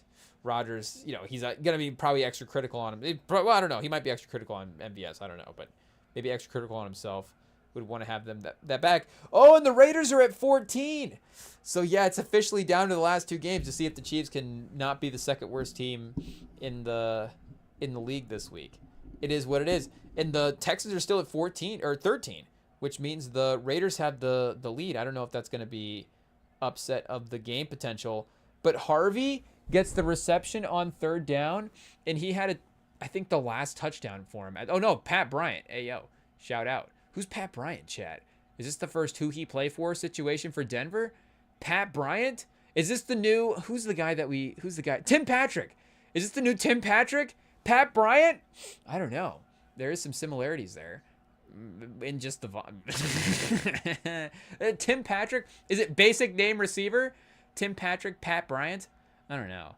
But either way, shout out Pat Bryant for the first down attempt. Rodgers trying to scramble. Oh, Rodgers just did the first down signal, but they called him out of 4th and 2. So maybe he was trying to influence the ref. I don't know.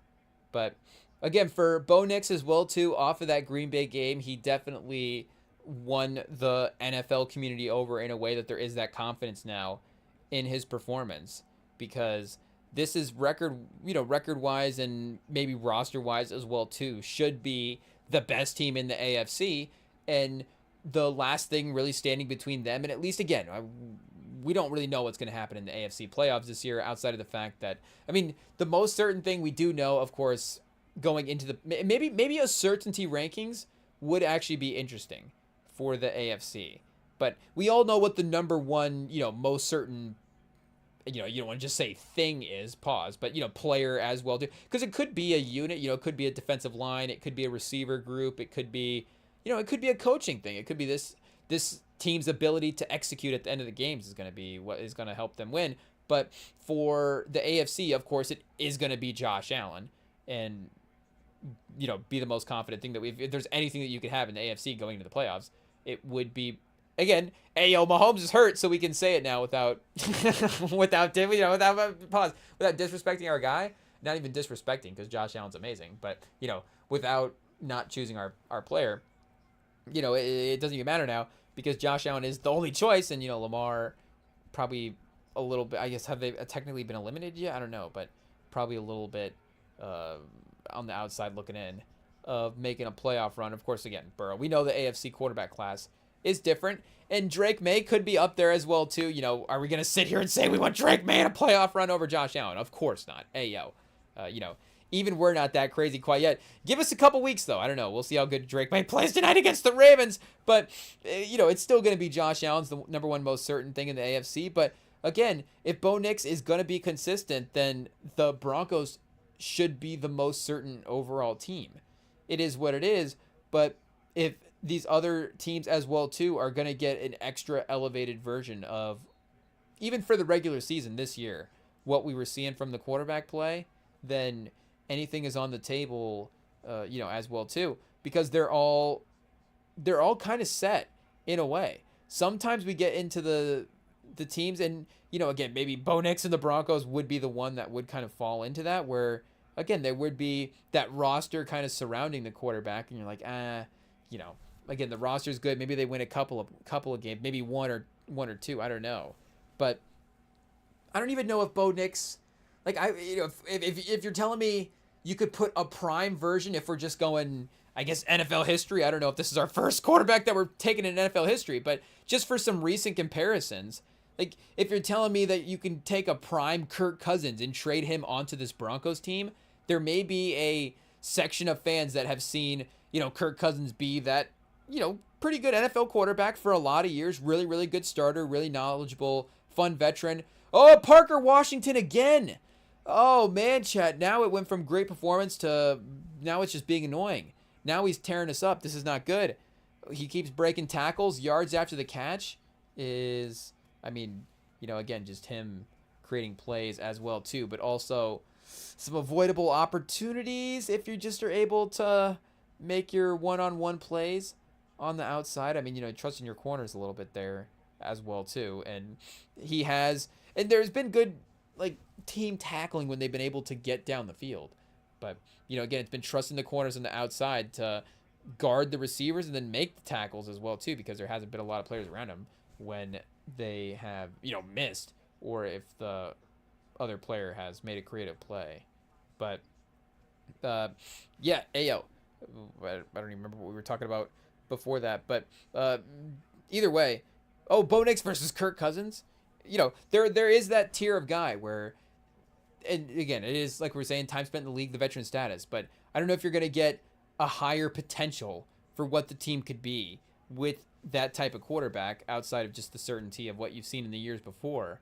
But it's still amongst the guys that are in the class right now and amongst the competition that he's going to have, still going to be one of the, maybe names that we're still struggling to rank higher up amongst the list.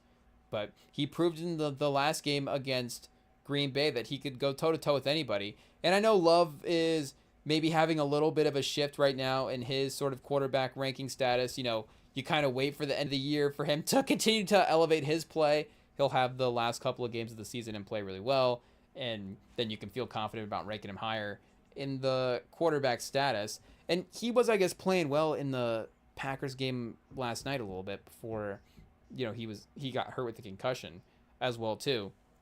So shout out to Caleb Williams in some ways as well for, clutch performance, great win, but also against Malik Willis. You play who you can play. It is what it is. You can't necessarily criticize Caleb Williams for Jordan Love getting concussed in a game. And it's not like he made a great throw. It's not like Malik Willis was the defender on DJ Moore when Caleb Williams made that throw. But regardless, just in terms of, the confidence and the accuracy, definitely.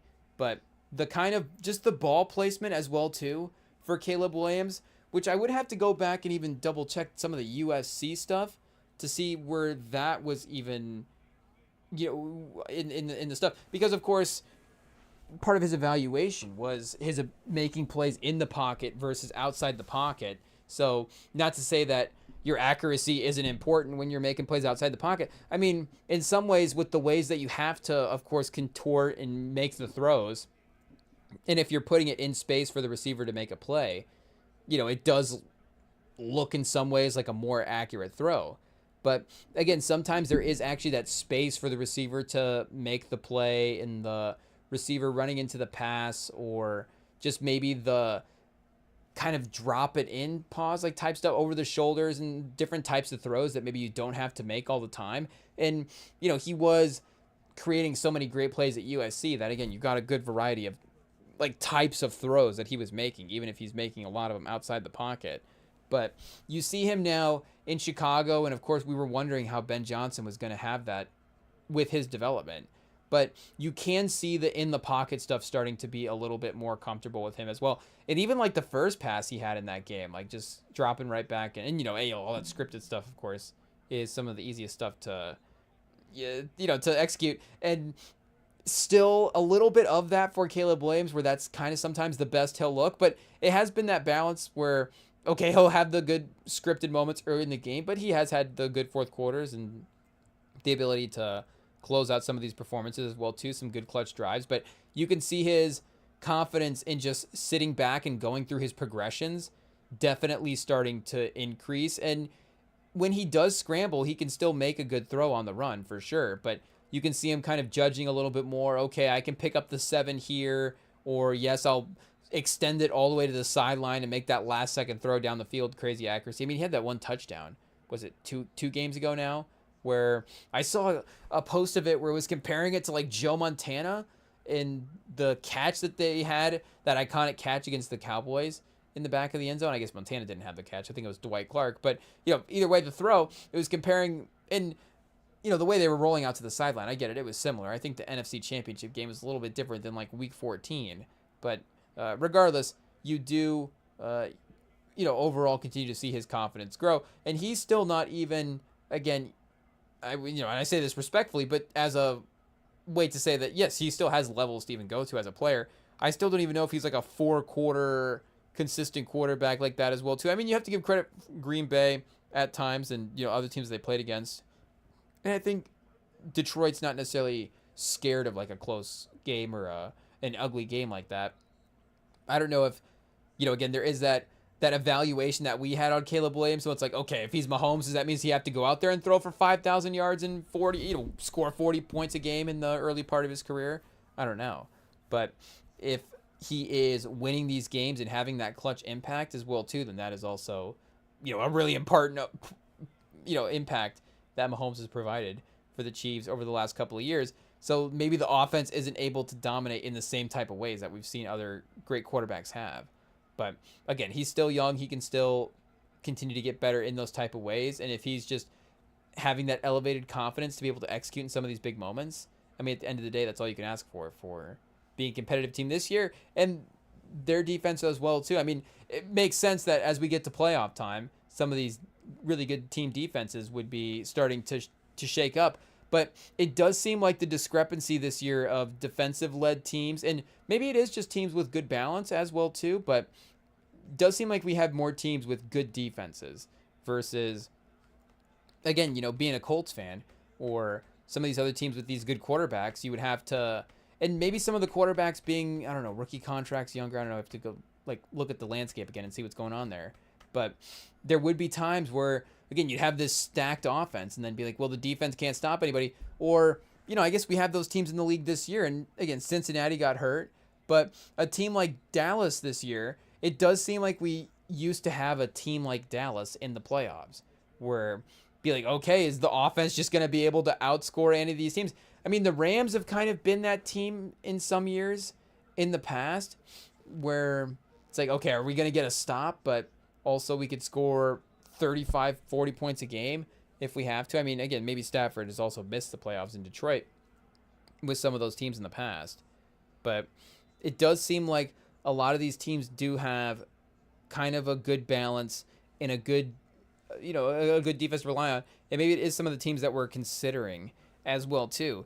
But even like Carolina does feel like that kind of power run, slow type team versus, and I mean, that's what they are. But not necessarily, lighten up the offensive stats at this point. Seattle is, again, a high-powered offense for sure, but their defense is also, again, really, really good. It is what it is. And I don't want to say that their offense is not like a little fool's gold situation, but I do think that the JSN, I don't know if we have to sit here and make the case for him as the offensive player of the year. I think he's probably gonna win that. I don't know who else would be in the mix, honestly, at least over him. Puka Nacua, the guy he was playing against on Thursday night, would have been one of the other ones. I mean, our guy Jonathan Taylor as well too, but over the last couple of weeks, and maybe not all necessarily Taylor's fault, but it hasn't necessarily been, that great. He's at 1,400 yards right now, so again, he's going to be in the conversation. Cook is at 1,400 yards. If he gets a couple of crazy games here at the end and continues to pile up the touchdowns as well too, maybe he is in the conversation. But yeah, JSN's at 1,600 yards. Puka's at 1,592, almost 1,600. And then it goes to Pickens at 1,200. So we have to give Pickens credit again for the crazy offensive season that they're having as well too, at least statistically, that he is having with, upgrading the quarterback situation for him. But JSN is, I think a legit MVP guy as well too this year with, again, if it's kind of a focus on some of these balanced rosters and we're seeing some new names at the quarterback spot, not to not give them the respect for what they're doing in the league. And it does seem like Stafford, well, I guess after the Thursday night game, we'll have to see. I mean, that's not necessarily like a non-Stafford MVP game per se. In some ways, it is, but also they've dropped a couple of those big leads now as well too, where you're like, okay, does the MVP of the league give up to 14-point leads over the course of the season? I don't know how that works. But JSN in Seattle, it's not just JSN as being really good and Seattle is good. Again, Seattle is a Super Bowl contender. Seattle is the 1 seed in the NFC right now. So I don't know if it's and Taylor was like this as well too. When the Colts were the 1 seed, then, all of a sudden Taylor has to be in the conversation. But I mean, that's how this goes. And if the Seahawks are able to continue in this path and able to still be the 1 seed, then I don't know why JSN wouldn't be one of the 3 MVP guys. And if Myles Garrett gets the sack record, then, which maybe we should check, did Myles Garrett get the sack record today? I think he only needed one more. I don't know if it was one more to tie or one more to break, but I think he might have been, was he sitting on like a half a sack for the season total? So maybe a 1 would have put it, or maybe the record's at a half. So if he's at a round number, then the 1 would put him over. Like, he can't tie right now with the number that he's at. Either way, I guess maybe is the better way to phrase it. And Shedeur Sanders outgaining Josh Allen on yardage. We're not going to talk about the 2 interceptions to 0, but 1 touchdown at least. Oh, 1 touchdown overall. Josh Allen, no touchdowns rushing. So yeah, 1 rushing or 1 passing touchdown for Shedeur to 0 touchdowns for Josh Allen. So did he outplay Josh Allen today? Not by the advanced stats, but maybe by some of the box score numbers, at least. But Myles Garrett, and I guess if you're playing Josh Allen, you're probably not going to get a sack. Shout out to Josh Allen. Alex Wright with the half a sack. And do we have Garrett listed here? Garrett did get a half a sack. Oh, so I guess he could tie. Maybe. Here, let's give him a quick name check in the old Googles and see what we have got going on here.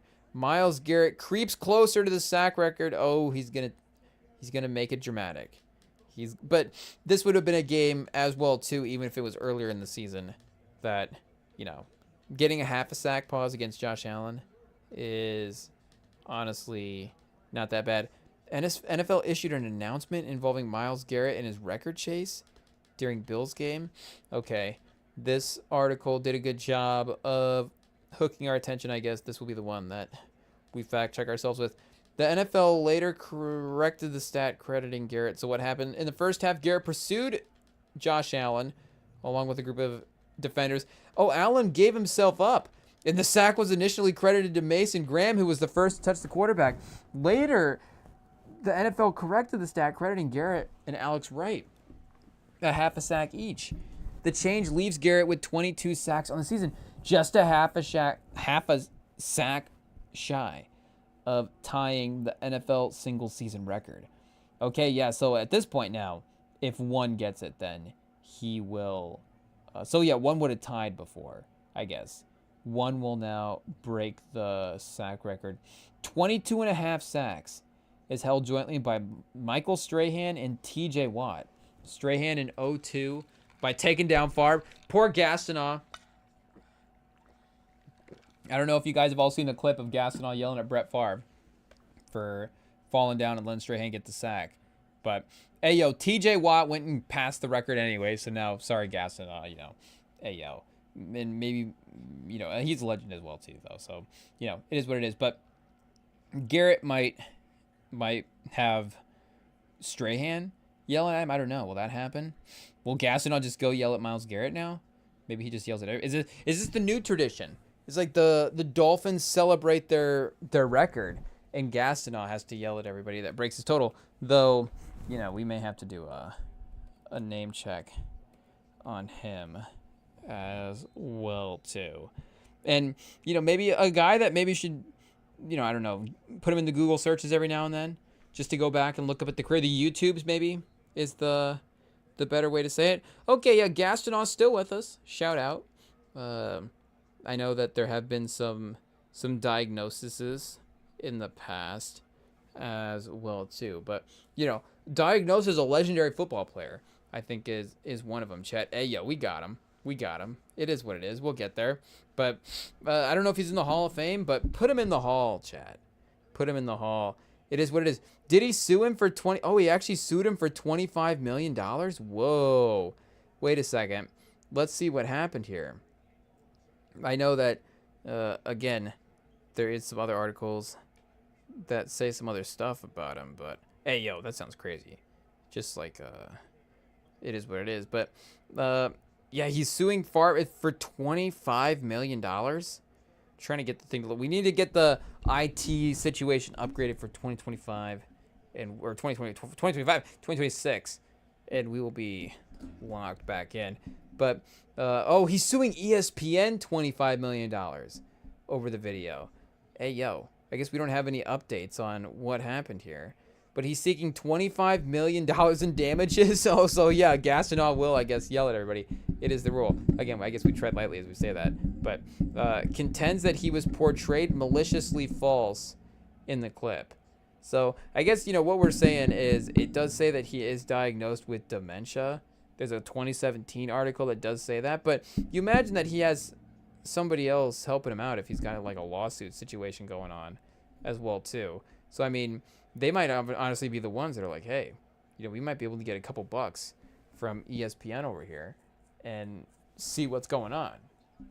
But, yeah, shout out. We'll see if Garrett, I guess, is able to get the sack record next week. And we can see who he is playing here as well, too. The Browns' schedule doesn't matter for wins, losses. It just matters for offensive line matchups for Myles Garrett. I mean, I guess it doesn't really matter for offensive line matchups for Myles Garrett because he's going to be able to battle anybody. So maybe it is the quarterback matchups. If they have another Ravens game, if it's another Lamar matchup, then maybe they will be a little bit more difficult in getting the record there as well, too. Let's see. Hey, yo. Unfortunately, a lot of the news for Cleveland as well, too, is the Judkins injury that happened today. So maybe we have to go for actually seeing what their schedule is here. And you imagine that one sack over 2 games should be easy enough for the great Myles Garrett. Steelers and Bengals.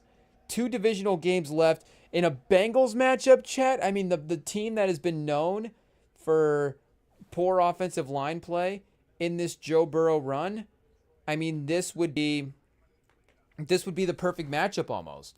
Where maybe, I mean, you don't want to say like Myles Garrett's going to, end Joe Burrow's tenure in Cleveland.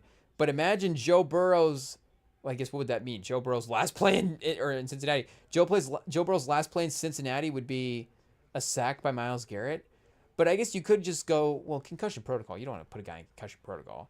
But maybe there's some kind of protocol that he goes in for the rest of the game at the end of the season, and then that's it for that, and then he gets traded to Minnesota. in the offseason. So it's like, okay, Joe Burrow's fine at the end of the day, but he just had to sit out the rest of the game, and it's not like they missed the playoffs or anything because of the one play. But either way, I mean, I think we can lock it in that Myles Garrett will get there, especially against those teams. Rodgers, I mean, I guess that's the full circle moment. That's the full circle moment right there. Hey, yo, all these years, the another thing that is similar between Rodgers and Favre is that they're both going to get sacked to take the record. Oh, man. That is, I guess, I don't know if there's like dates and times and weeks and yardage lines that are going to be similar. I think, Favre was, like a little more in the middle of his career at that point. I guess 2002. Still in the Packers. Everything's still in normal, all and well. But either way, both of those guys continuing to be involved in similar events like that is continuing, just the weird parallel that they have anyways. But, we've got the fourth quarter here for Jags versus Broncos, which, of course, has just become the primetime game, I guess, that we're trying to keep an eye on. Though Steelers-Lions is a good game. Like we've said, it's a competitive game. 15-10. We're in scoregami territory here. And Texans now up 16-14. Atlanta, chat, the pride of the Cardinals. It's slowly disappearing over the course of the game. It is what it is. We didn't officially say that we would take Andy Reid, we didn't say that we would take Gannon as a coach over Andy Reid. We just said that this week that Gannon's team was playing better than Andy Reid's team. That's all. It is what it is. I don't know if that's a hot take, and they're losing 26-16 to the Falcons. It's not great overall, but in the not great rankings, there is unfortunately one team that is lower than them, a couple teams, and one of them is the Chiefs. Hey, yo, is it the sign we have to take a break, chat? Hey, yo, maybe we have to go re-up on the water real quick and be back for the fourth quarter. And, Vince Carter highlights? Hey, yo, is that the sign that the Nets game is the score's getting out of hand? Oh, no, it's tied. Maybe it's a sign it's going well. I mean, the Nets, they got a lot of things going for them. A lot of things from the 90s and 2000s. If we're saying it's the Notorious B.I.G. and Vince Carter, it's like, okay, a lot of things from 30 and 20 years ago. And I guess were the Brooklyn Nets even around when the Notorious B.I.G. was around as well, too? They would have been New Jersey. Hey, yo. So, no, the Brooklyn Nets wouldn't have been around. But the New Jersey Nets were around in the 90s? Yeah, they were. The 80s? I don't know when the New Jersey Nets were started, I guess. Well, I guess they were around in the ABA, right? Because Dr. J played for them. And then what happened? They just went away for forever? Were they a franchise after Dr. J? Oh, man. What happened? I never think about that. But I don't randomly think about what happened to Brooklyn or New Jersey after they traded Dr. J. But maybe we should. Should we quickly look this up before we go to break? We might have to switch to research on the phone, chat. It is what it is. Again, the secondary laptop has made it as far as it's going to go. It's the buffering is getting kind of bad, but we will continue to monitor scores on it. We still got a use for it. This Falcons Cardinals score is not going to watch itself, but New Jersey Nets would have started in 1978. Of course, the merger happening and them joining the league, but them forming as a franchise as the New Jersey Americans in 1968. Okay, so I don't know if that was like a working title or, immediately they had to change it after 1 year. But, they were in New Jersey up until 2012. So, yeah, RIP. Definitely no BIG, but also no Vince Carter as well, too, at that point. Way past Brooklyn at that point as well. I don't know if he made a return at any point, but I think he might have been in Dallas in 2012, 2013. I'm not sure. Atlanta, where in the world was Vince Carter in 2012, 2013 is a much less popular kids game, but it is a version of the game that we have seen at a couple of thrift shops across the world. Across the world? Hey, yo, we're not world travelers over here. Across the city. we'll really narrow it down. It is what it is. A little bit of a difference across the neighborhood, but Yeah, shout out. Either way, I guess the post Dr. J years, what happened to him? They were, 49 wins in 82. What just happened? Jalen Warren scored a big touchdown. We're going over here through Brooklyn Nets history. Yeah, 49 wins in 82, and then they didn't win more than 45, 1993, and then Jason Kidd made the back-to-back finals in 97. So it really is just, Jason Kidd, Vince Carter, and the Notorious B.I.G., I guess, if they're trying to claim him. Do they get to claim Jay-Z? Because I don't think Jay-Z claims, well, I guess Jay-Z owns the Nets. Right? He doesn't own, Jay-Z owns the Nets, right? Yeah, that's what it is. Jay-Z is the one that drafted, I think Jay-Z told him to draft Danny Wolf, right? We have to see what's going on here. Jay-Z Nets. What do we got here? Is it's significant minority owner? I don't know why, the Google AI had to phrase it like that. Seems a little bit crazy. But does it say what his percentage stake is? He had input on the arena's design and features, including hosting his 40-40 club. NBA rules prevented him from owning a team and representing players, so he sold his minority stake to start his agency. Oh, so he doesn't own the Nets anymore. Is that true? Wait, Jay-Z Nets ownership percentage. Well, I guess it's suggesting that. We should look at it. It was around 2/3%. Wait a second. Well, I don't know why it has it divided up as 1/15%, but if that's what it is, that's what it is. 0.67% of a Brooklyn Nets owner initially bought around 2004 for $1 million. Whoa! I mean, can you just pay $1 million and just get ownership in a league or a team? I don't think you can anymore. I think you can get like a pretty good season ticket, like luxury box pause type package. Whoa, for $1,000, you better get a luxury box. It is what it is. But or $1 million. Hey yo, 1,000? I don't know. Maybe you don't get a luxury box for $1,000, but we'll just we know what we said. But $1 million for Jay-Z in 2004 to buy into Nets ownership. Jason Kidd reportedly bought his share for around $500,000. Wait a second. Selling was necessary. Oh yeah, so yeah, he sold. Oh, he sold it. He told it. Okay, wait. So we're reading it in the opposite order that it was written, and that's probably not the correct way to do it. But yeah, apparently he is, I guess, no longer the owner of the Brooklyn Nets. It is what it is. There's no modern article. There's no like new articles. There's some 2018, some 2013. Oh, here we go. Yeah, 2013, selling his stake. Reportedly sells minority ownership stake to Jason Kidd. Okay, yeah, so we can confirm. Research can confirm 10 years later, 12 years later, 13, 14 years later, that Jay-Z is no longer a Nets owner. It is Jason Kidd. And I don't know if we need to, just keep it moving. But, hey, yo, shout out to Jay-Z for at least getting in and owning, pause, an NBA team. You'll love to see it. So, yeah, either way, I don't know if his fandom still is associated with Brooklyn, or with the Nets anyways. But I would still say that, you don't think of him as like a Lake or a New York Knicks fan per se. So he's available there. So I don't know if they can claim all of the New York 90s rappers, but there's a lot of them for the Nets that they could claim. So that's a good lane. You get the Brooklyn rappers and you get Vince Carter highlights. I mean, you're pretty cool. You're a pretty cool franchise. And I mean, some of the coolest uniforms in the league, they got the kind of color graffiti design going now in the outline of the jerseys and then the outline of the court as well too.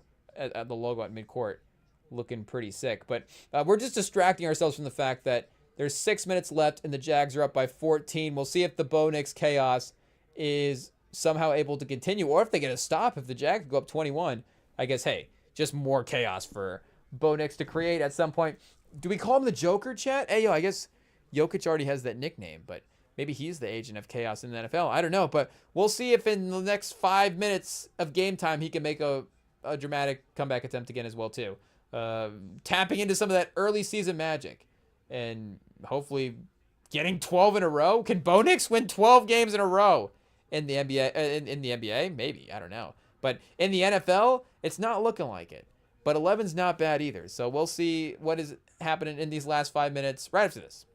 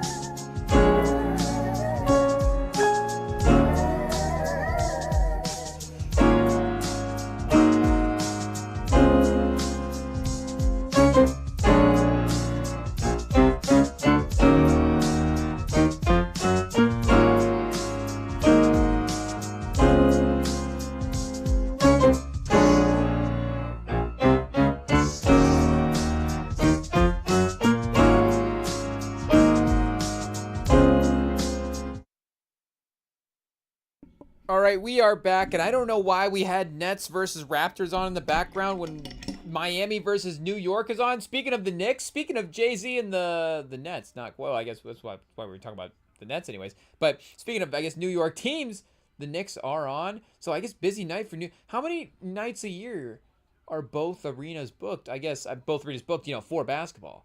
I guess is interesting. Could you have a night where hey yo, you'd have to have, I guess, a bunch of other good nights to be able to pull this off. But could if you were able to jump over from a Nets game to a Knicks game, you start at the Brooklyn game because it's gonna get ugly in the second half, and you watch that, you hang out in that arena for a little bit, watch that game, watch Igor Denham put up some shots, watch Danny Wolf dribble around a little bit, watch Michael Porter score 14, 15 points in the first half, and then try to commute over to the Madison Square Garden to see the Knicks game. See, I've never been. I don't know if that's possible. I don't know if I'm just projecting Midwest commutability onto New York City in the amount of time it takes to complete 2 NBA games. But hey, who's to say? So either way, a lively night. And I guess the Jets were on the road. I was gonna say, what a day! What a day for New York sports. The Jets, the Nets, and the Knicks all losing in the same day at home would be fun. But no, I think this game is close. And of course, New York, very much a chance to win at this point. Tyler Kolek continue to get more minutes for this team. So as long as he's out there, they should be doing okay.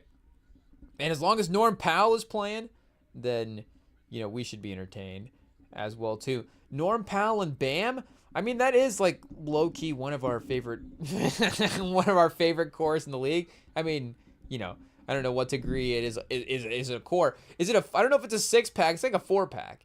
It's like a nice toned ab situation. It's like, okay, obviously it's not Hugh Jackman Wolverine, but clearly there's a lot of time spent.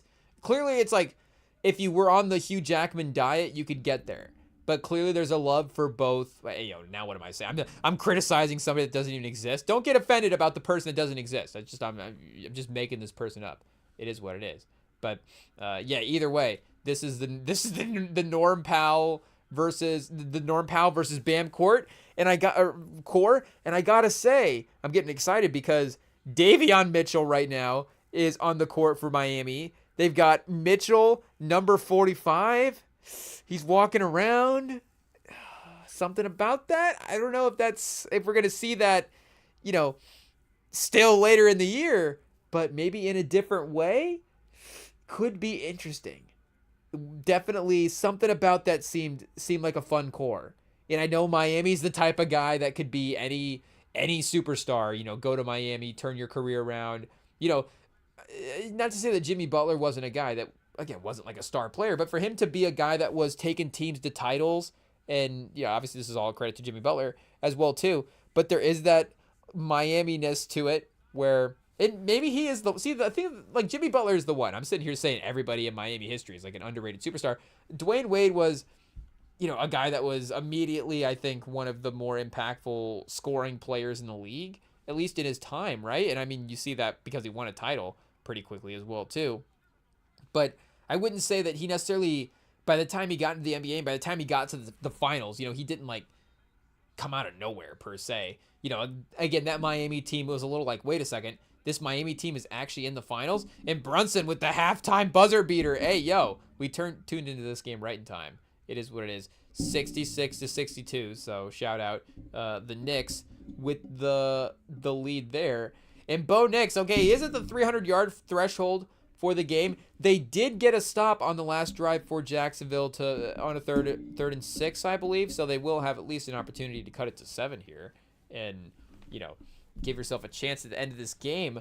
But 4th and 3, it's looking a little tough. Goff down 12, 10 points to the Steelers offense, or against Steelers is pretty tough, and their offense could be something where we were saying, Dan Campbell, hey yo, how hot takey do we get there? But maybe that is the side of the field where at least there's something maybe you feel like, and they have the talent for sure. But maybe the play calling, I don't know. Today, just a great day, I think, by the Steelers defense as well, too. Playing as well as they have. Gene T breaks off. Is this his best run of the season? What is Gene T's longest run of the year so far? Everybody guess in the chat. Everybody submit your answers, and we will see who gets it right. I'm gonna say, well, I guess after this one right now. Oh, we don't want to. Oh, okay. Well, here's the stats, and that was really discouraging. I didn't see the date, but the number I saw was 15 plus yards. Whoa! First run of 15 plus yards since when? Oh, Chat and the Lions cut back to the Lions game. We get them running to the end zone on a 4th and 2. Make it 17-22. Okay, they're right back. We got to give them a chance to at least equal the game before we start replacing their offensive coach. Hey, yo, it is what it is. Gene T, 200 carries for 700 yards and 4 touchdowns. 2 very, very round numbers. Hey, well done by Ashton Gene T. It is what it is. His longest of the... Okay, he does have a 64-yarder. Whoa! He got the over. Hey, yo, I would have said 45. I would have put it at 45. It is what it is. But he is at 64 for the year, though for the last couple of games here, I want to see if we can try to find what they were saying with that stat. Because 15 is crazy. 15's like a first down and then a little bit extra. Like, wait, he's only run for 1 first down in a single run, like how many times over the last couple of weeks? So I guess I'm not necessarily finding it here on the Pro Football Reference per game what his longest rush should be. I guess we could just go through his game log here real quick in pause reverse order and see what we can find in the box score. Yeah, because for some reason they don't have it listed on just the game logs, I guess, for his own player page. But I'm pretty sure they'll have it listed in the team box score for the individual games. So it'll be something to check out there. Obviously, last week, not great. 31-0. 11 yards. So he did pick up at least 1 first down. And they did have Kenny Pickett last week as well, too. So I don't know if Gene T is quarterback dependent, if he needs Geno Smith out there to compete. But oh, wait a second. We're going for the wrong game for the Raiders. Raiders versus Houston. Oh, Houston is lining themselves up for the AFC South if they're able to hold out. And Red Zone better cut back to this Broncos game. Hey, what's happening here? I don't know how we haven't run a play yet, or we may have just missed it with the Gene T distraction. But we've gone back to Cardinals versus the Falcons. The Falcons, for some reason, going for it on a 4th and 1. I don't even know what yardage they're. Are they near midfield? I can see the logo peeking out in the corner of the screen there. So I don't know why you just don't punt it away and make the Cardinals drive it. I guess close the game out. You win 5 games. You're at 5 wins. Back up and going. It may have been a little back up and going. It may have been a little Wi-Fi issue. Okay, testing 1 2 3. We've got bars. Maybe a little Wi-Fi spaz. Oh, and we lost. We lost our NBA game. Oh no, we're gonna have to fire that back up. But we're still on. We're still on. We're still live. We're still here, powering through, and still got some 4th quarter minutes to close out here. Hey, what do we do with the remote? Oh, of course, chat. It's right in front of us. Blending in with our hoodie. It is what it is. We'll see if we can catch back up here for lost time. Okay, fired back up. We are good to go. And I guess I was going to say it wasn't going to be worth going through all the Gene T game logs to see what his longest rush was. But just, last couple of weeks, 11 and then, 26. Okay, yeah, 26 is not terrible against Denver. But still, maybe, some more explosive plays over the course of the year, just in general, would have been a little bit more fun to see. But we'll see if they improve the offensive line and improve the run schemes around him, if he is able to up his production as well too. But it hasn't been, again, the most necessarily highlight filled year anyways. So that's been a little unfortunate that way. And plus he did have that, not necessarily like, could he withstand a bad offensive line, but that sort of yards after contact effect, which I guess if you looked at all of his yards, I think they're all after contact this year, which is a problem. Make no mistake. So again, in some ways we can't be too critical of Ashton GT. It's been pretty bleak, the offensive scenario. And I mean, especially we can't be critical after what we saw with Saquon as well too. And he did have good stats in New York, but he did also have some years as well too where they were not where they should have been. And when we saw him in impactful situation, he was definitely able to, you know, be as, be as impactful for that team as we thought he could be when the team was that good. But, for Gene T, this rookie year is definitely one that we'll have to keep an eye on for him going forward. But hey, we got a good run for him here in the fourth quarter, and the Texans defense is one of the really good defenses as well too. So that is an extra level of impression on top of it. And they are hanging with them in general for the game. I don't know if Houston just underestimated. You got the red jerseys on. I guess they got the, well, who do they have at home? We checked the schedule, but we, I guess, checked the home away for what that would have been for the last two. But maybe you're starting to, last game or two in front of the fans, starting to, think ahead for playoffs and stuff like that. But Raiders hanging with them. Can't underestimate Geno Smith and Max Crosby. We've been saying it all year. Oh, DK Metcalf back shoulder, 1st and 20. Rodgers trying to close the game out. So, hey, we definitely did miss something for Broncos Jags. There's no way it's been this delayed in between plays. And I was scared to go look up the reveal on ESPN, but let's go look up the reveal. We have to do our journalistic integrity and see. Okay, 2:12 in the second quarter. That's not too far off from where it was at last time. Is there a rain delay? What happened? Hey, Oh, of course the Broncos didn't convert. It is what it is. I mean, they've got the Jags in another punting situation, it looks like, 4th and 4. But, yeah, you needed to convert to score twice anyways. So, just under 2 minutes. I guess something crazy could happen. But for the most part, it's looking like Jacksonville is getting a pretty convincing win here against Denver. And again, Trevor Lawrence looked about as good as, I'm going to say he's be the MVP of the league after this game. But it's about as good of a quarterback performance as you can get from a guy in a game.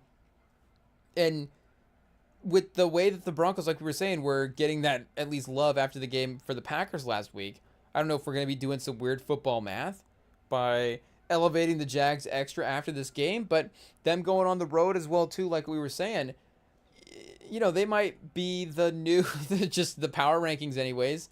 Are they the new number 2, number 3 team? Do we have to put them over the Broncos now in a playoff situation? Maybe even this one specifically, you get that playoff regular season matchup going the right way for Denver now as well too. If they do rematch in the playoffs, you get the ability to win against them. Oh, and Atlanta picks off Jacoby Brissett. So I guess they figured, hey, we don't even need, like they said, we don't even need to punt it. We'll just go for it on 4th down and get an interception the next time. It'll be okay.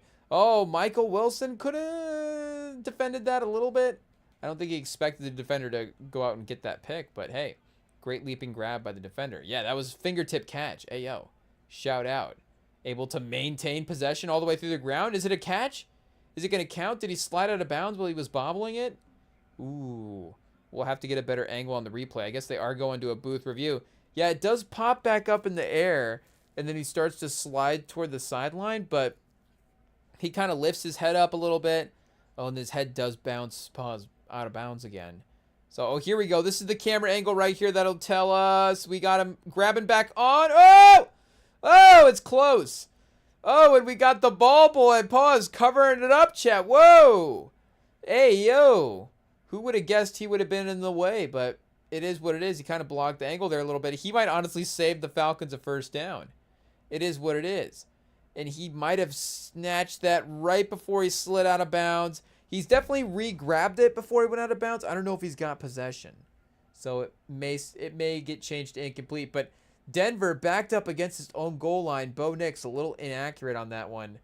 Again, game started getting out of hand. That's not looking great. And not the number 1 follow-up performance you'd want after that game last week. But there's definitely going to be a little bit of that. And this is a important game for Jacksonville in terms of them establishing themselves in the league as well too.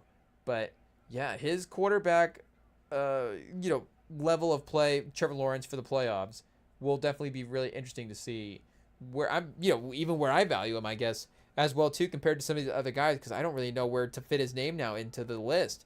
Like, I don't want to completely just retroactively redo the whole Trevor Lawrence career at this point and be like, well, I guess now Trevor Lawrence is a top 10 quarterback in the league, but he's kind of been trending that direction the last couple of weeks. And with the talent that he does possess, like we're saying, it's not impossible. And just the level of play that he's been at, it's not necessarily an impossible statement to make. I mean, top 10 is it can get to be a shorter list. And I don't know if we're factoring in the injuries as well too, if we're taking Mahomes off the table in this situation. Are Lamar and Burrow on the table for this year in the same way as well too? Maybe those three guys go into a different category. Of course, them with Allen have been the forward defining guys, and then you have Stafford as the veteran, even Drake May as the young ascending player as well too. But I guess that does get you to 6. So if you had those 6, and then maybe, I guess Herbert would be a 7th one. So I guess there could be a way that he could be a 10th best quarterback in the league, like Trevor Lawrence over Dak. I think you could start having those conversations right now, for sure. I know we'll have to go research on the phone mode here again, but I don't know if we can do some number comparisons and see. And again, if you put Dak Prescott with this defense, it is a pretty good team, and it's pretty difficult not to imagine it having a good regular season record. And now we're projecting, of course, kind of some of the playoff other stuff with Dak that has happened, and just Trevor Lawrence not being in the playoffs. Does that help him out here? But I don't know. And maybe even Trevor Lawrence in the Prescott role this year, if Trevor Lawrence is on the Cowboys. That is honestly a thing that I haven't considered in favor of Dak. And, again, they have good weapons. And if you have good weapons and a bad defense like they had, then it's like, okay. So it doesn't really matter what you score. So if you bring in a quarterback that still could score less than the defense puts up or gives up, then, at the end of the day, can some other guys kind of go 6, 7, and 1? But I don't know. You might need his experience and his not his ability to just like sit back there and take sacks and stuff like that as well too. But he can kind of help navigate a lot of the offensive stuff, even if it's not the most set up all the way around. But he's at 3,926 yards for this year. And let's see if we can get the game log pulled up. I don't know if the phone is a much more efficient way to pull this up. Maybe a slow computer is still the number one. But Dakota Prescott, is that his full name? Or it might be listed twice. But then I guess last week he was at 60% on the completion percentage, so maybe a little lower on some of the stats there. But the month before last week anyways, 1,300 yards, 9 touchdowns, 4 picks, 103 on the quarterback rating, and 3-1 too for Prescott. So wins against Vegas, Philly, Kansas City, and then lost to Dallas, lost to Minnesota as well too, which is now one of the weird games with McCarthy playing well in that game. I don't know if we have to talk about our boy McCarthy, but he's a rookie. I don't even know what to say about him at this point because, again, if a rookie struggles, that's not surprising. But if a rookie gets struggled and clowned by the fans, then all of a sudden you have to replace him, I guess, is the method of quarterback development. And do you replace a guy after one season? I mean, if you're asking me if I think McCarthy is going to be, a multi-time all-pro level quarterback after this year, I don't know if don't know if that's my guess. But is he a guy that you want to give up on after one season, or just just any kind of first-round draft pick quarterback like that? Like, how bad does it have to be? Has it been that level of bad where it's like, yes, 1 year, it's all we need to see? And especially if you don't have a Kyler Murray scenario where you can just immediately draft a guy again, or have some kind of, good replacement plan in place, then why not just run it back anyways and see what you're potentially able to have with McCarthy, since this is the way. And you could get into the revisionist history of what they could have done for sure, but if we have to talk about what they're doing as a team going forward, unless again there's just like an obvious way for them to majorly upgrade because they do have a pretty good roster as well too, then there would be something you would have to take advantage of. But a year two quarterback with a healthy offseason and a full year as a starter under his belt, I can't imagine that those would be bad things going into him going, pause, for him to have in year two.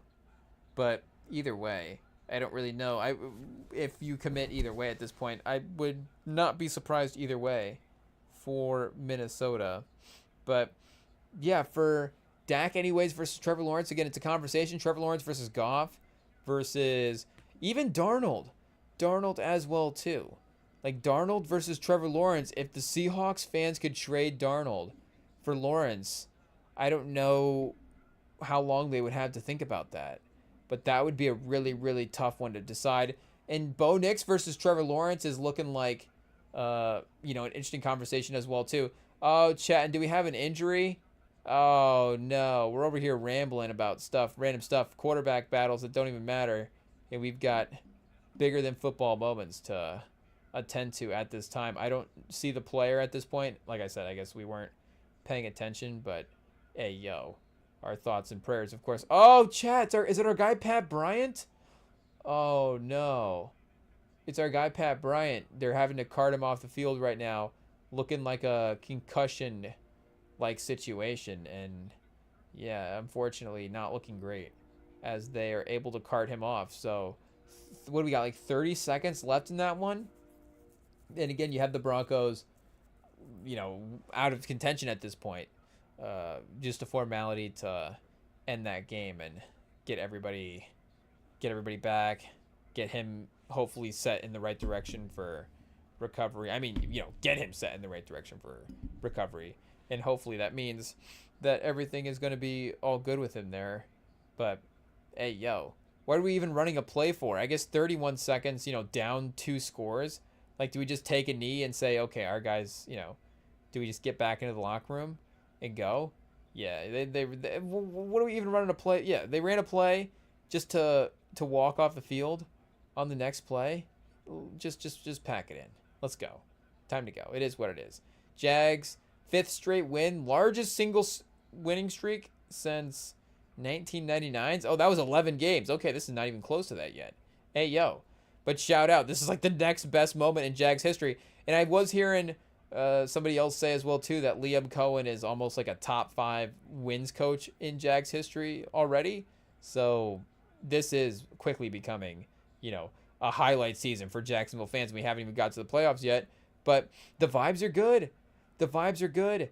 And the Texans being close to the Raiders today, I don't know if that helps with your vibes, but maybe you think you're better than the Texans because of that as well too. So Stroud would be the other one here that we would have to look at, and more so in like a would you rather scenario is literally, going to be his direct competition in the AFC anyways for competing in this playoff run.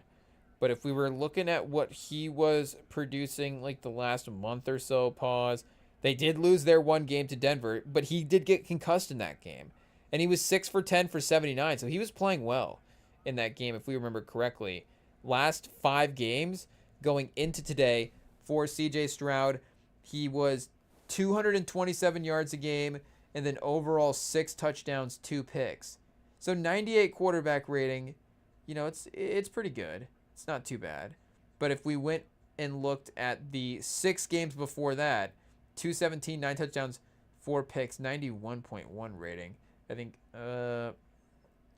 not too bad as well too. But he's got the Baltimore game in here where he's 40, they win 44-10, and he is 4 touchdowns and has 244 yards, but 85% completion percentage as well too. So really that should get factored into the, him starting to play better. And we could just look at that first month of the season. I guess that would give him a 97 quarterback rating since the start of October. So yes, September for CJ Stroud, maybe he's the new Joe Burrow. 208 yards, 4 touchdowns, 3 interceptions, 88 quarterback rating in those 4 games. So yeah, maybe Lawrence is slightly even outplaying Stroud now as well too. Because again with the zip and the placement, hey yo, that he's been having on some of these passes, it's been pretty equal to those guys. And I know we're being unfair to only go the last 3 games for Trevor Lawrence, give him the small sample size, and that's probably going to be the most impressive if we really, curate it the most specifically again, but in 59.6% completion percentage, it's not like the highest there, I guess. But 803 yards, 9 touchdowns, and 0 interceptions in the last 3 games. 123 quarterback rating is pretty nuts for our Trevor Lawrence. Our guy Trevor Lawrence.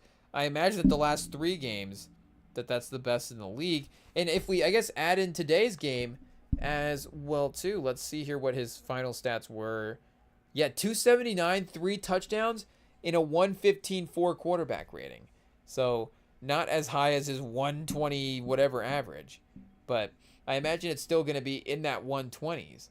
And even his yardage totals, and add 3 more touchdowns, 0 picks. So that's his last 4 games now: 2-0, 2-0, 5-0, 3-0. And before that, he did have a run: 0-1, 1-1, 1-1, and then 3-3 as well in those 4 games. So 5 touchdowns, 6 picks in what was this like? Oh, so November. So the first 4 weeks in November, and then the last 3 weeks, he has been crazy. So maybe Trevor Lawrence is the Jordan Love of the year. I don't know how many guys we can compare him to already, but he is priming himself to be an interesting playoff impact guy if he can bring that consistency. But maybe we're hopefully not taking 2 steps backwards with Bo Nix today, but we'll see how the rest of the football community feels, because that Broncos game was good, and I'm not going to say it didn't impact us. It definitely did as well too. So we can't sit here and get too dramatic off of one performance, but I guess I will be curious to see if the other people in the industry react the same way. And the other people in the industry, AO, if what the other people are thinking, and see if the trust level for Knicks is there in the same way. But the Jags are slowing down the run game. They didn't really go to that though. They were 6 yards a carry on the ground, 17 for 101, but 7 carries for Harvey and 5 for McLaughlin. So playing from behind a lot of it as well too, is not going to help you out there. But maybe you go to that just game plan wise a little bit more when you need to, just overall strategy. But yeah, Jags now, new number 1 team in the AFC. That'd be difficult to say.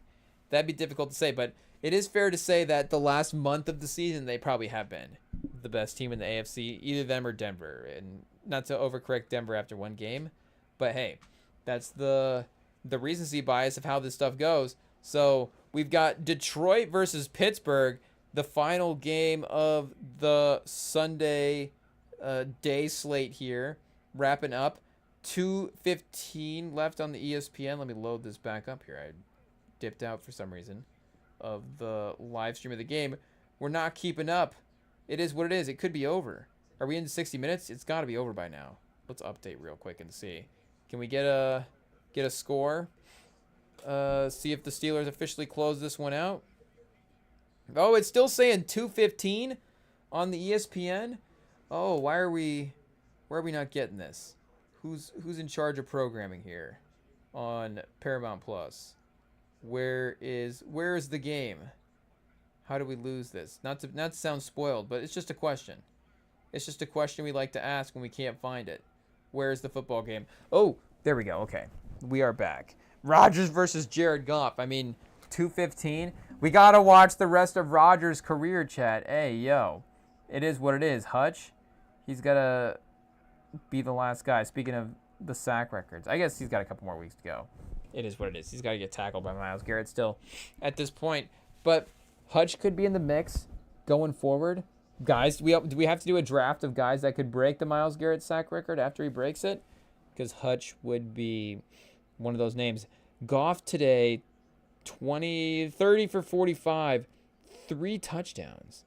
We'll see what these, for some reason they don't have the yardage total listed right where I was looking at, but For the game, he is 311. 30 for 45, 311, 3 touchdowns, a 108 rating. So Goff at home, he'll cook you sometimes, chat. He will cook you. And speaking of, Warren has been cooking the Lions. 14 for 143 and 2 touchdowns for Warren. So Rodgers playing a clean game overall as well, too. And honestly, only 2 sacks for Rodgers is not too bad. 266, 1 touchdown. But yeah, Warren easily got to be the best day of his career from a running standpoint. And their leading receivers, Kenneth Gainwell, Adam Thielen, are their top 2. Adam Thielen with the little resurgence on the Steelers. Who would have thought? But love to see him making an impact. Darnell Washington logging some yards here, so they can make it an 8-point game with the field goal. Oh! Boswell right off the upright. Oh, man. I don't know if we jinxed it again. I think we might have jinxed some field goals in the playoff game on Friday night. Hopefully this wasn't another example of it. But Boswell, from close range, must have just been staring at the upright, thinking, don't hit the upright, don't hit the upright. Bam. Shanked it right off the upright. It is what it is. That would have made it, again, an 8-point game, still 1 score, but adds that extra layer of needing the 2-point conversion. So now they still need a touchdown, but a touchdown will win the game for Detroit. And I imagine that this still keeps them in playoff contention as well, too. I don't know if I'm projecting overall, saying that the Lions are more potential to win their conference than the Steelers, but I imagine that they would have a little better chance to get into playoffs. But I guess the Steelers, Steelers winning their division, I guess, would be probably the best chance of the 2 of them. So I'm probably not right. But if I guess they win in, like we were saying, maybe the Lions would have a little bit better of a chance.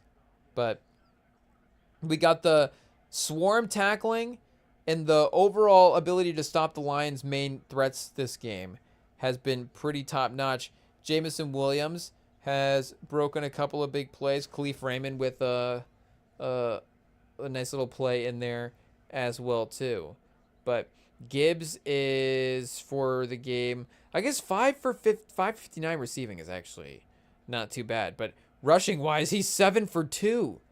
Whoa, that might be the lowest. I mean, imagine. Does he have a yardage total lower than 2 points in his NFL career? I think there's not a lot of guesses on what those options would be, and it'd be pretty easy to look up as well too.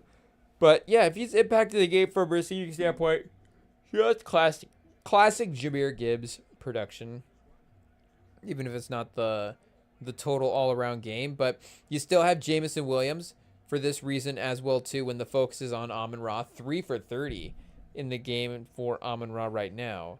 You can still have Jamison Williams, of course, with some explosive big playability in the offense as well. Darnell Washington did have a fumble loss earlier, so you hate to see it on the stats for our guy. But Kyle Duggar leading the team in tackles with a sack and with a tackle for a loss. I mean, the Patriots, of course, were basically out on him, and I don't know if it was schematics or what, but hey, you like to see him running around out there making an impact today, and they have been playing pretty well overall in the secondary. Oh, chat, McCarthy with a touchdown dance in the red zone touchdown recap of the day. Oh, yeah, you love to see it because you love to see our guy McCarthy scoring, but you hate to see that was not the vibe shortly after for that Vikings team. I don't know if there's anything else we have to mention at all before these games are ending down. We pretty much reacted to all the games that happened today. We didn't really say much about Tampa versus Carolina, though. And Tampa has been, a little bit of a fall-off team with more of an injury team as well, too. But Carolina, I guess, when we were saying about the recipe for some teams this year, they definitely do fall into that path as well, too. And, it's more so them getting the pole positioning in the number 1 spot right now and just having the belt. So we'll see. Hopefully they're able to win the division. But, Canellis would be one of the fun turnarounds over the last couple of years, just even bringing a division title. I don't know if that's the bar. What's the lowest bar? I guess, any of these teams turning around. If the Jets won a division title next year, I mean, that'd be pretty awesome. But from where they were at, and for it to kind of be built with the pieces, you always have to build it with the pieces that you have. But it wasn't like them being like, okay, we went with this direction in the quarterback room. Let's see if we can switch it up on a dime and make some trades or do something dramatic and go a different direction in this way with the quarterbacks or go a different direction here. Like, they drafted a lot of their guys. They re-signed the good ones that they wanted to keep around. And, I mean, somehow they were able to still have a lot of picks even though they traded, a lot of their picks for Bryce Young. It is what it is. But McMillan, like all these guys, there is like a homegrown element to the Panthers, an organic pause element as well too, that does make it extra fun to watch and definitely easier to root for the team. So 4th and 2 for the Lions. Did they call something incomplete, or are they going to review it? Because something looks like a catch on the replay here. They definitely have a football that, maybe scrapes the ground a little bit, but it looks more like he's bringing it in, like kind of tucking it in. Ayo. And maybe it just happened to be scraping against the ground. Ayo. In the process of that, we're talking about the football over here, chat. It is what it is. But either way, I don't know if that was for the 4th and 2. Ah! Well, sorry, chat. Ayo. It is what it is. Or if the review gets him a first down here, if they called that incomplete, we'll have to, I guess, stay tuned for the anticipation of what the call will be. But yeah, in Carolina, they said hasn't won a division title, of course, in 10 years since Cam Newton has been the quarterback there.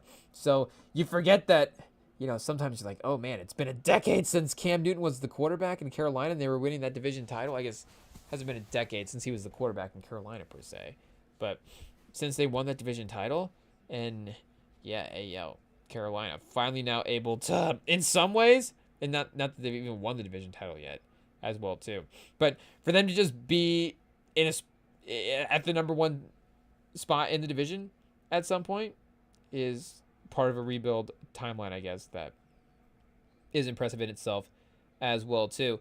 But only 2 targets for Mbuka today for Tampa, and 9 for Evans, 6 for Godwin. So I don't know if Mbuka ended going down with an injury as well too, because Cade Otton's got 2, McMillan's got 3, Rashad White's got 2, Trey Johnson's got 1. But Mbuka was one of those MVP receiver type guys at the beginning of the season, and you just got to try to feed him passes. I know that you have a lot of talent there, but he is probably at this point, let's say he's your most talented receiver. He's probably even your best receiver at this point, with all respect to Chris Godwin. Who are these guys? Mike Evans and Chris Godwin. Again, Evans, legendary status for sure. But as of right now, the most talented one is probably Mbuka, and he's got to be a main part of the offense in all these games. So I don't know if he got hurt or something in this game, but if he was at the 2 for 1, that is pretty tough. So Detroit on 4th and 2 tried firing a pass over the middle, but is it going to be a penalty on Pittsburgh that keeps the drive alive? Oh, chat. I mean, Dan Campbell is kind of in an excuse time to be going for 2, I guess. Going for 2, going for 4th down late in the games. Either way, it's Dan Campbell, being aggressive on the play calls. Either way. But the penalty for the Steelers is going to keep the game alive. Oh, no. And did they call unnecessary roughness? I guess. Is pass interference worse? Do they go like 15 after the spot? I guess unnecessary roughness is probably spot as well too. So you're going to get a big chunk of yardage out of this play. It's going to be 1st and 10. So touchdown wins the game here, or at least takes the lead without even needing the extra point. And we'll see if Dan Campbell just goes for 2 at that point. That's going to be how the Steelers get back into this game to win it. Will be Lions go up by 6 on the touchdown score. Dan Campbell goes to go for 2 to go up by 8, but then misses. And then the Steelers go back down and score 6 and take the extra point and win. Oh, and Goff takes the sack. They throw flags, so it could be a you never know. It could be a roughing the passer, and I think it. Oh no, I think it's passing. What do we got? He just signaled to the defense. Oh, was it? Oh, tripping. Oh, we've got tripping on the Steelers. Hey, yo. Was that on the pass rusher? Oh, it is. Oh, chat. You can't trip to sack. If you're tripping, you're tripping. I don't know if the NFL needs us to write the rule book. They're like, the REMINGTOM rap rule book for NFL rules for players 2025, or 2026, 2027. You don't have to be for next year, I guess. But if you're tripping, you're tripping. And you can't trip Jared Goff when he's scrambling out of the pocket. Especially Jared Goff. Jared Goff's going to be probably one of the more clumsier guys that falls in the NFL as well, too. So in terms of how it looks, you just tripping him and him falling to the ground, it's going to look like you really hurt Jared Goff a little bit. But Highsmith immediately, one of the better pass rushers in the league, immediately gets back and affects the play. Almost got to Goff there again. So he wants to recoup that sack that he lost. He's probably got some incentives, and he needs, one more sack. He's not going to get the record, but maybe a couple $1 million might help out there with the motivation. And maybe the incentives are award based as well too. So if he's trying to last second make a Pro Bowl here, then maybe even that helps. But 2nd and 10, get him moving backwards a little bit after the penalty. No, the screenplay to Amon-Ra. Amon-Ra cuts up the field. Amon-Ra weaving through traffic. That's the only way to describe it, chat. A weave. Hey, yo. Sneaky. Hey, yo, maybe as well, too. I don't know.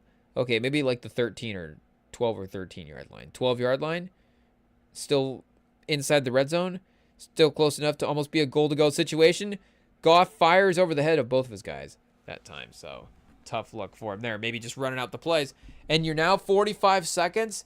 I think the Steelers offense, maybe outside of Jaylen Warren today, maybe you can give them 45 seconds if you were to score on the next play, potentially. But you don't need to necessarily save time here as well, too. Or, try to, run clock, whatever. You just need to run your normal plays.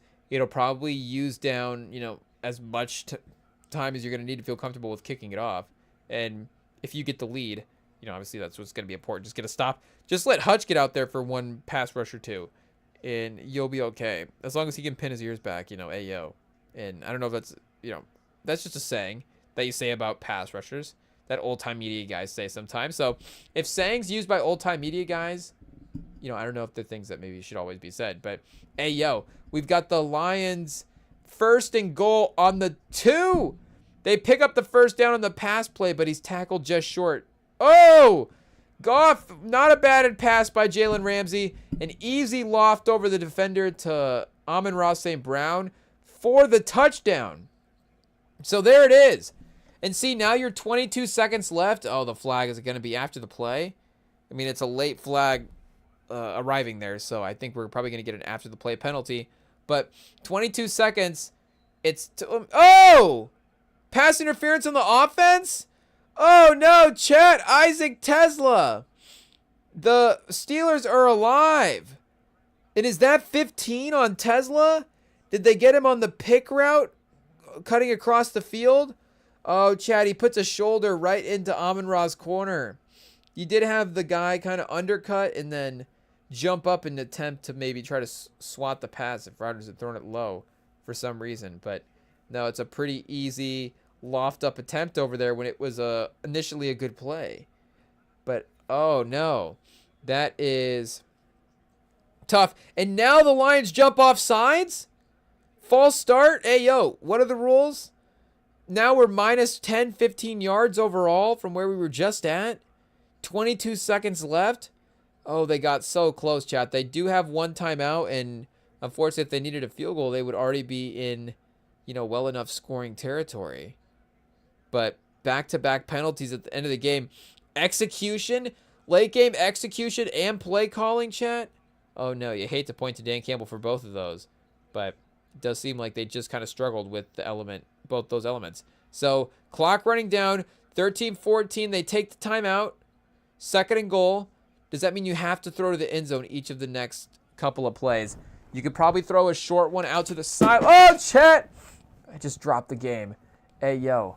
It is what it is. Hopefully, we'll, Jared Goff penalty action here. Get to the end of the game. All of a sudden, the phone starts going backwards. Hey, yo. Get it pulled back up here. We did so much work to find it on Paramount Plus. You hate to lose it again. Okay. We're locked and loaded. Shout out to the phone cases out there doing a lot of heavy lifting these days. It is what it is. 2nd and goal, 16-yard line. Locked back in. We don't need to catch up with key plays. We're good to go. We saw the drive already. Goff, we're only at the 9 now. So speaking of McCarthy earlier, 9, Goff. I don't know if there's overlap here. Can he channel the powers of 9? Does that mean this is a pick? Oh, he steps up in the pocket, fires. It was closer to the defender maybe than it was the receiver. So that is the powers of 9, I think. 3rd and goal, 11 seconds. So, I mean, time now, no longer a factor. Rodgers is going to have one play, probably a lateral attempt. Though he does have, he can still throw pretty far, even if it's not necessarily maybe the same velocity that he once had. I'm sure he can still get a pretty good distance. But either way, you're running 2 plays anyways. So 5-6 seconds each, you are running the last 2 plays of the game. If you don't turn it over here, Goff steps back, the end zone. Oh! He got the receiver in the hands. It's Tesla again. Tesla definitely had to make you had to jump straight up for it, jump vertical. Not like diving out to the sidelines, but straight up attempt.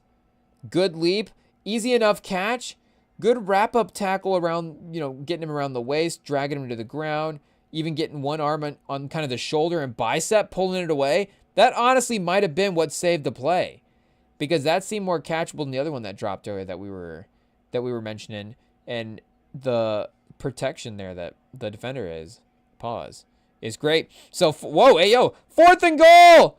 Oh, 4th and goal. We got a Titan Super Bowl. Goff, the lateral. Goff on a lateral, just ran it into the end zone.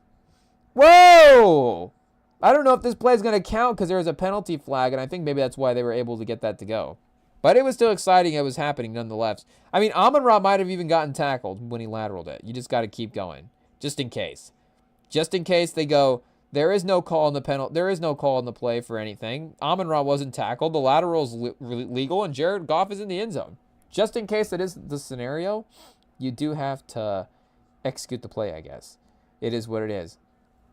But I don't know if you necessarily want to lateral your quarterback and have your quarterback risking, just getting his head taken off. Hey, yo. In a tackling situation, trying to cross the goal line. You've got Patrick Queen flying in, trying to stop Jared Goff from getting into the end zone on the last play of the game. I don't know if you necessarily want that. But the refs trying to keep Jared Goff from dropping in and listening to the conversation. I think the refs are doing more, hey, stay away, than they are actually discussing what the call is at this point. I mean, I don't even remember the whole sequence at this point to remember how to call it out. But, you were right on the goal line with that pass. So 4th and goal, if there is no call, again, we'll have to go to the lateral to see if the Lions scored, because they weren't able to score on the initial attempt. And if the penalty, I guess, is on them, then you just decline it. Well, I guess you can't decline it, because then if you decline a penalty, what is the play that happened? Is the play that happened a dead ball? I think they called it a dead ball, honestly. That's probably what it is. So if you decline it, then 4th down happened, they didn't score, and you're good to go. So maybe you just need to ask the refs, would you decline a penalty if there was one here? Would you accept one if there was one here? What do you do? But maybe they are trying to figure out, and I don't know who even is what part of the field, who is the ref that is, holding up the conversation as well too, what they're looking at. But we've got a ruling now. Pass interference on the offense again? Is this the last play of the game, or do they have to run one more? Oh man, an interesting end to the late window and to the live stream as well too, if this is how we wrap it up. But no, that's it. That's the end of the game. Okay, well, I mean, I guess I don't know if that's Dan Campbell play calling or Jared Goff or whatever. I think the Steelers just made a good tackle, and there was some execution there with the pass interferences that weren't perfect. But well fought game by the Steelers, and Warren with the extra boost on offense, helping them get to 30. Seeing the Steelers at 29 is honestly pretty crazy. Hey, yo, Rodgers, I don't know. He's in his Leo DiCaprio phase. He only scores under 25 points a game. Oh, chat. Hey, yo, that might be the best joke of the season. It took us week 16 to get there. It is what it is. I don't know if we're allowed to say that. We might have to workshop that one. We'll run that past somebody at work. We'll see if we can drop. We're going to start bringing the Steelers up at work now. Just see if we can drop that into a conversation. It is what it is. But, hey, yo, Rams, who was in that Super Bowl? Rams-Titans? The Rams-Titans Super Bowl play? What's that guy's name as well, too? Oh, Goff flying into the end zone. Hey, yo, speaking of Josh Allen.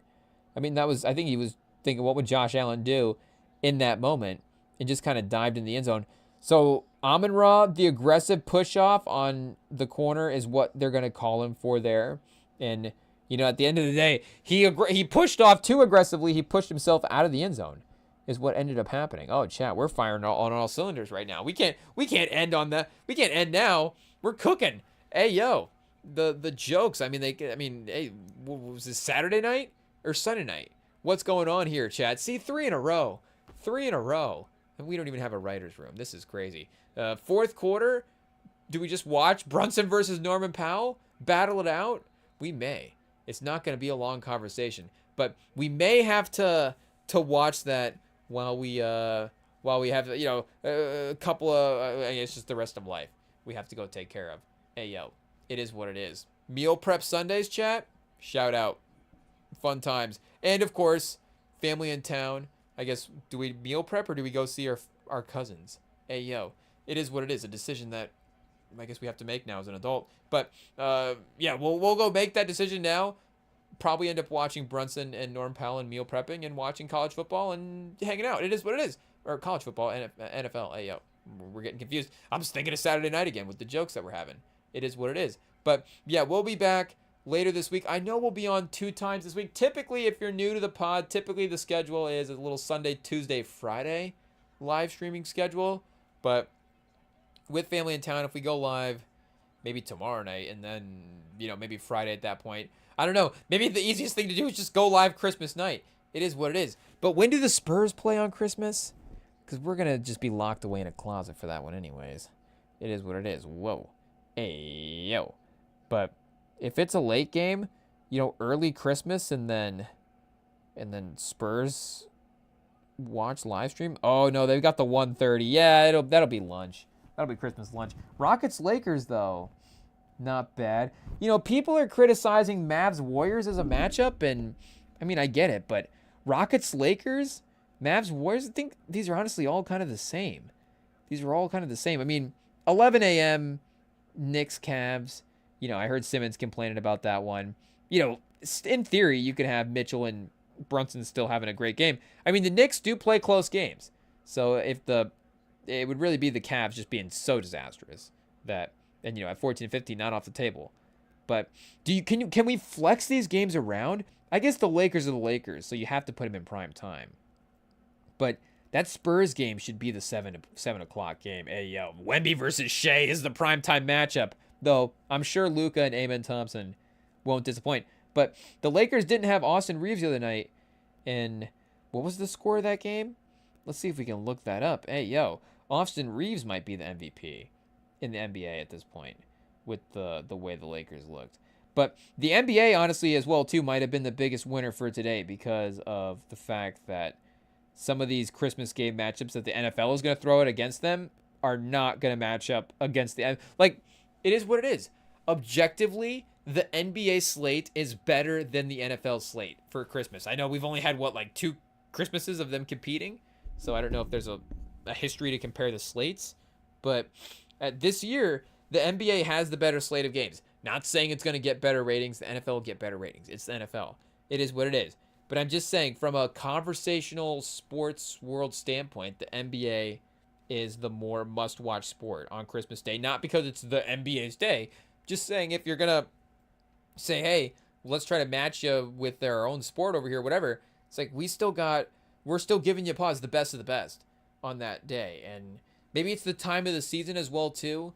Maybe you cross your fingers a little more from October to December than, NFL September, August to December. It is what it is. But it's going to be a fun day of Christmas Day hoops as well. So I guess Christmas Eve. Well, I guess Christmas is on Thursday. That might be. I guess it is the 21st now, but for some reason I'm thinking Christmas is on Wednesday. So yeah, Tuesday's the 23rd. I guess we'll just have to see. Oh, Spurs Thunder again? Wait a second. What's going on there? Actually, I haven't said I hope the Spurs rest any guys this season, and I guess the Thunder aren't going to rest guys because that's not what they do. But they did just lose to Minnesota again. Shout out to Anthony Edwards. I'm sure we could get into that. But the three guys that have gotten the Thunder this year, Wemby, Anthony Edwards, and Denny Advia. So that's your future of the league right there. Those three guys plus the Thunder themselves. But you got to save the hype of that Christmas. How do you schedule the Spurs and the Thunder 2 days apart and one of them is on Christmas Day? How do you neutralize your biggest Christmas Day matchup in that way? I don't know. But Steph versus Cooper Flag is going to be fun.